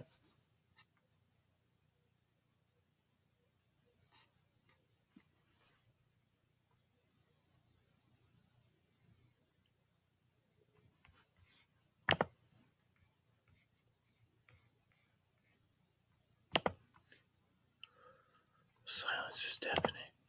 All I can hear is people outside. Birds chirping.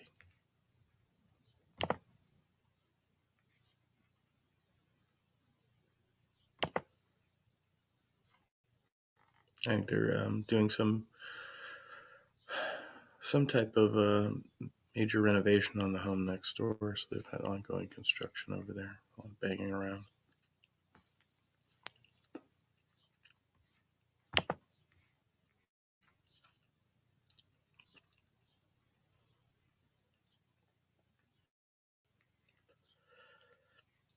This will be a lecture looking at a whole lot of the themes we've been considering all quarter in here, how they apply to a topic that is very close to home. And what I already know from some of the emails today was Friday's lecture looking at depression was already getting close to home. Some of the themes that came out of the end of the chaos lecture, some of the notions there that some of the stuff teaching us perhaps there are no blueprints, perhaps there need not be blueprints, perhaps there may still be blueprints despite a theoretical demonstration that you don't need them, hitting close to home also. That is what all of today's lecture is about, looking at some biological underpinnings of religiosity.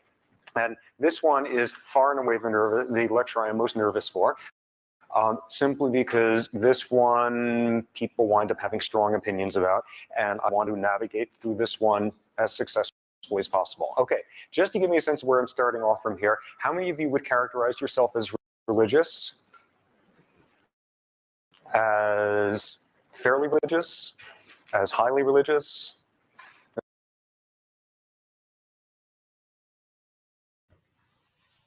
I feel like I did that one. I don't know. I've been watching so many of these. I did that one either on the channel here or over at Stupid Monkey recently. Pretty sure. So yeah.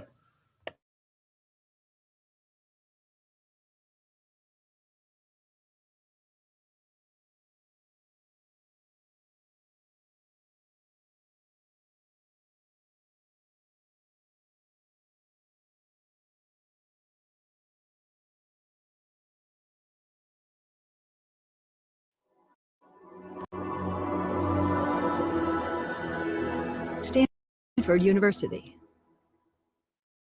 All right, so let me just tell you a little bit about the origins of string theory. The origins of string theory really were in hadron physics. They did not have to do with quantum gravity. They had to do with protons, neutrons, mesons, particularly mesons. In fact, the theory was put forward at a time when it really wasn't even known that for sure. It was suspected, but it wasn't known for sure that protons and neutrons, mesons, and so forth had a quark content to them. It was suspected that a meson was a pair of quarks. The idea of gluons did not yet exist. The idea of gluons, well, in fact, it actually did, but nobody paid too much attention to it. Nembu had postulated something like it. But gluons were not part of the standard discussion of hadrons in, let's say, around 1969, 1968, 70. What was part of standard hadron physics was an interesting fact that the number of particle states was large. There was the proton, and the neutron, of course. I'm not interested in the difference between proton and neutron. Just think of them as one thing, the nucleon. And then there was another particle which was very similar to the proton and neutron, had a little more spin and a little bit heavier mass. And then there was another one above that with a little bit heavier mass and a little bit larger spin. People drew pictures, diagrams. They were called Fauci plots. And they were diagrams which indicated the spectrum of objects like a proton, for example. And they plotted horizontally here, let's see, they plotted vertically angular momentum and horizontally the square of the mass.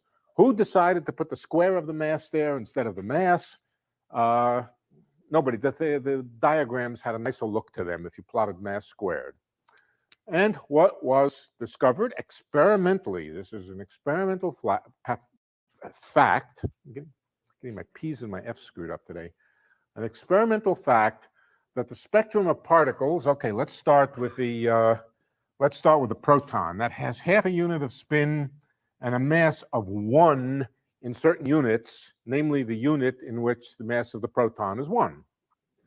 That's approximately 1 GeV. Incidentally, at that time, the GeV didn't exist. It was the BeV for billion. Now it's giga. Okay? And so the proton and the neutron were over here. A mass of 1, mass squared of 1, and an angular momentum of 1/2. Then there's another particle with angular momentum 3/2.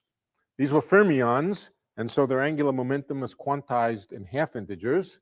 And so there was another one up here with a little bit bigger mass, another one, and another one.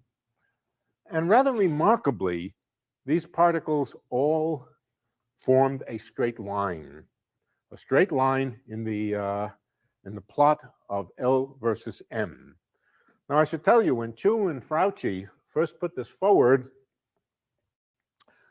the logic of drawing a straight line. There were only 2 points on this plot. And they thought it was a theorem that through any 2 points you could draw a straight line. Well, it is a theorem, but these guys were not the smartest. Well, they were pretty smart, but so they said, oh, there's 2 points. Let's draw a straight line through them. And miraculously, as the experiment went on, the additional particles all landed on the same line. What? In m squared, yes, they actually said in m squared. They plotted it as a function of m squared and L and said 2 points, let's draw a straight line. And that worked out just fine. But I mean, that explains why m squared is the axis there, because they're hypothesizing L is proportional to m squared somehow. They were. Why did they postulate that instead of L proportional to M? They were lucky. They were lucky, or else they had some deep. No, it wasn't. It wasn't entirely luck, and it wasn't a stupid guess either. There was some interesting reasons for it. But the same pattern held true for all hadrons, or at least for all hadrons that have been studied in detail. For example, the pi meson. The pi meson also exists on a trajectory. These are known as Regge trajectories, R-E-G-G-E, for the Italian physicist Tullio Regge. They're called Regge trajectories. And if you plotted the meson spectrum, mesons are bosons, so the angular momenta were integers. For example, the pi meson has almost zero mass. Its mass squared is even smaller than its mass. It's true in units of GeV. All right, so the pi meson was almost massless with almost zero angular momentum. And then there's the next one up. I forget what it's called. I don't remember what the next one is called. I used to know, but I don't remember anymore. The next one up, and the next one up, and 5, 6, 7 particles along a trajectory like that. The rho meson, which was another meson, which starts with angular momentum 1. Also, same pattern. And what's more, all of these trajectories were parallel to each other.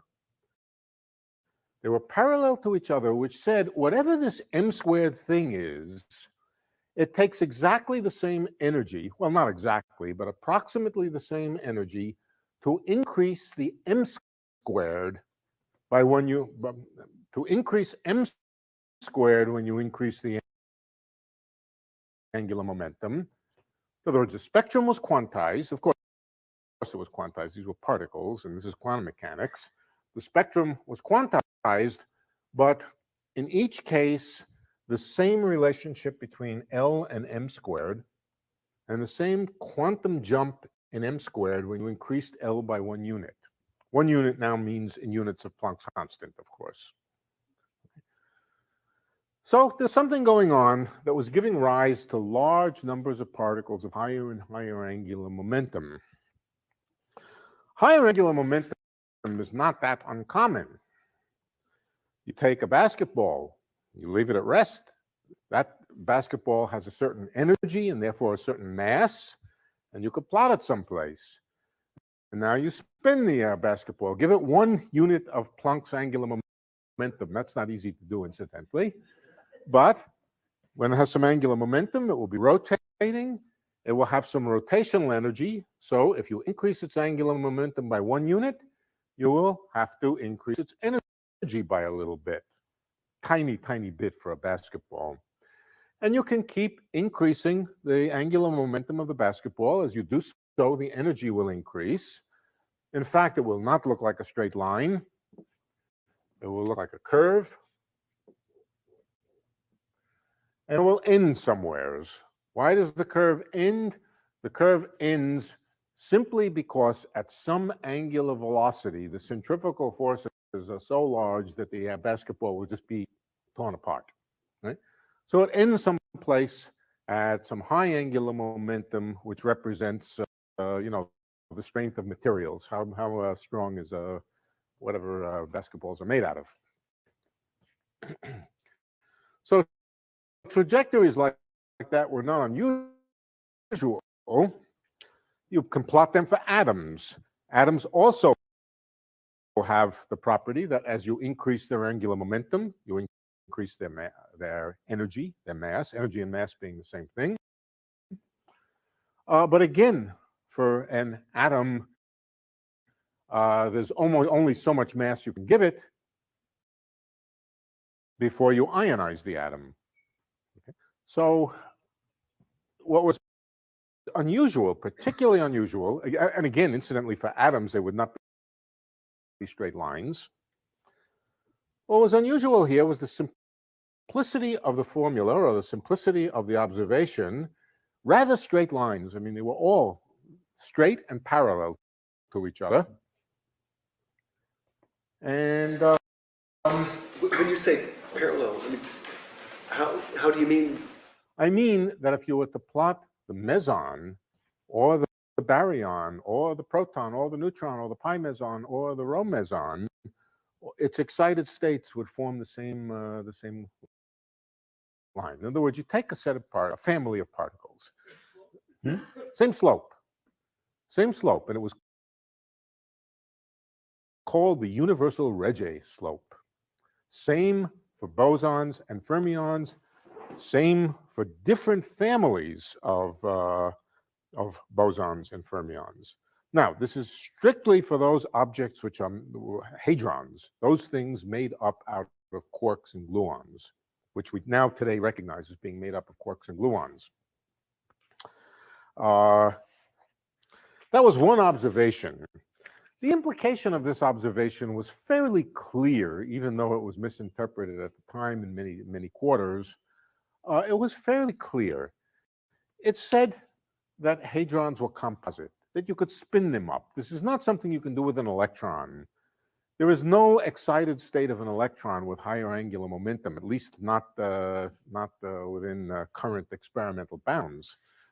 So electrons are like points. You can't spin a point. Spinning a point doesn't mean anything. Turning a point, you can spin a lump. So somehow these objects were not simple point particles. That was the message that should have been, and then in many quarters was taken from this. And in fact, that they had a stretchability that from this picture you could deduce, if you wanted, and we will, you could deduce the fact that they deform as they spin. You wouldn't, it's not obvious from here, but you can. All right, but there was something else. There was another observation, which was a very bizarre observation. Let me describe it to you in terms of meson-meson scattering. Let's take meson-meson, and then for particular, let's take pi-meson scattering. Here's a pion coming in, a pi meson. Let's call it pi. Doesn't matter whether it's pi plus, pi minus, doesn't matter. And it scatters off another pi meson. There is a particle called the rho meson, which, while it's not a composite of two pi mesons can come together at a vertex in a Feynman diagram and make a rho meson. Let's make the rho meson like that. We're going to talk, we may or may not talk more about these mesons. It's not important. The idea is important, but the particular names are not important. Rho meson. And then that pi meson could, then that rho meson could materialize as a pair of pi mesons again, this being a Feynman diagram, conventional Feynman diagram, and it would govern the properties of pion-pion scattering probabilities. Okay, that was the first thing. Now, these are all pions here. Any quantum field theorist would immediately tell you, if you have this diagram here, where the two pions come in this way and make a rho meson and then go off as two pions, there will be another diagram which looks like this. It's just the same diagram turned on its side, where a rho meson is exchanged between two pi mesons. In this case, a rho meson jumps from here to here, and this without the pions ever annihilating. But this is just the same diagram turned on its side, and if one exists, the other has to exist. That's a consequence of principles of quantum field theory. So that's something that, that everybody believed. But then once it was recognized that this rho meson was not a unique creature, but came along with this whole family, this whole Regge trajectory of excited states, it became clear that there was no reason to only have a rho meson in here. You could add together all the various, you could add pi mesons come in, form not the rho meson, but the next excited state of the rho meson, or the next excited state of the rho meson.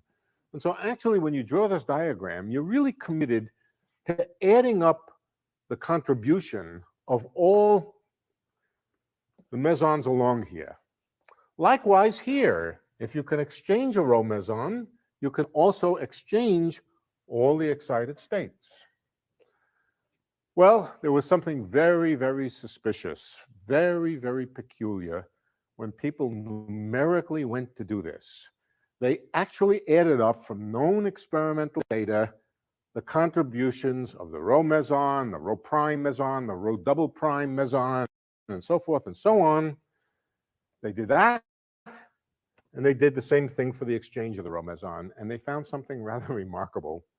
They found that to some approximation, the sum over all the rho mesons going this way gave rise to about the same thing as the sum over all the rho mesons and its partners going in the opposite, in the other channel, it was called. Okay. In other words, it appeared to be overcounting. All you needed to represent the data and all that you needed to represent the physics of pi-pi scattering was summing over rho, rho prime, rho double prime in this annihilation process, annihilation and recreation process. And in fact, you didn't need to add this in because this already seemed to contain it numerically. On the other hand, it was also true that you could ignore this altogether and add all this up. And again, get the right answer, get something which looked pretty much like experimental data. That was very peculiar. Any quantum field theorist would look at this and say, complete rubbish. If you have this, you have to add that. You have to add it. You don't get to say it's this or this. You get to say it's this and this. Okay, but peculiarly, when you added up all these contributions, it simply gave you for free the effects of another diagram here. For that reason, I and other people began to draw diagrams which looked not so much like Feynman diagrams, but which looked more like this. We didn't know what we were doing. We were just saying, look, something's going on here. First of all, we had the idea that there were quarks. Quarks were not a new idea. And we said, what must be going on is there must be a picture which looks something like this. Replacing the Feynman diagram, this would be a quark. This would be an anti-quark. This would be a quark going this way, an anti-quark going this way, and likewise over here. We drew diagrams like that. Now, it took some time for us to think about filling in what goes on in here. We just drew pictures like this, and we said, look at this.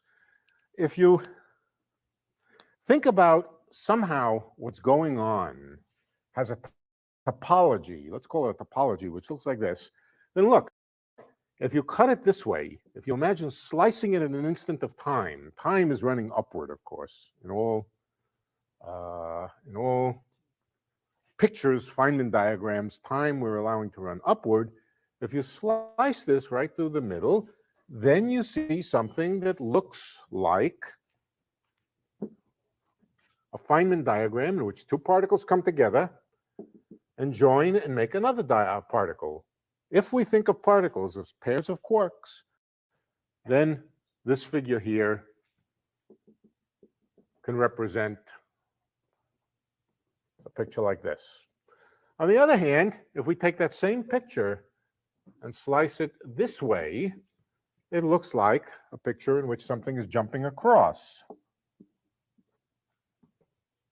Slice it the other way, it looks like these two particles produced a thing which jumped from this side to this side. So this was kind of the origin of pictures. One more ingredient was added. It was just added for fun. Just a curious question. If there are these quarks, what's holding those quarks together? Well, maybe it's something in here. These are space-time diagrams, of course. Maybe something is bridging between the quarks. And if so, then when you slice through these diagrams, then what you would see is two quarks with something bridging between them. And that something, of course, would have the structure of something one-dimensional connecting a quark and an antiquark. A string and a pair of quarks. If you cut it the other way, that same two-dimensional sheet here could be sliced into a picture where a string was exchanged from one side to another. This was the very crude origins of the idea of string theory.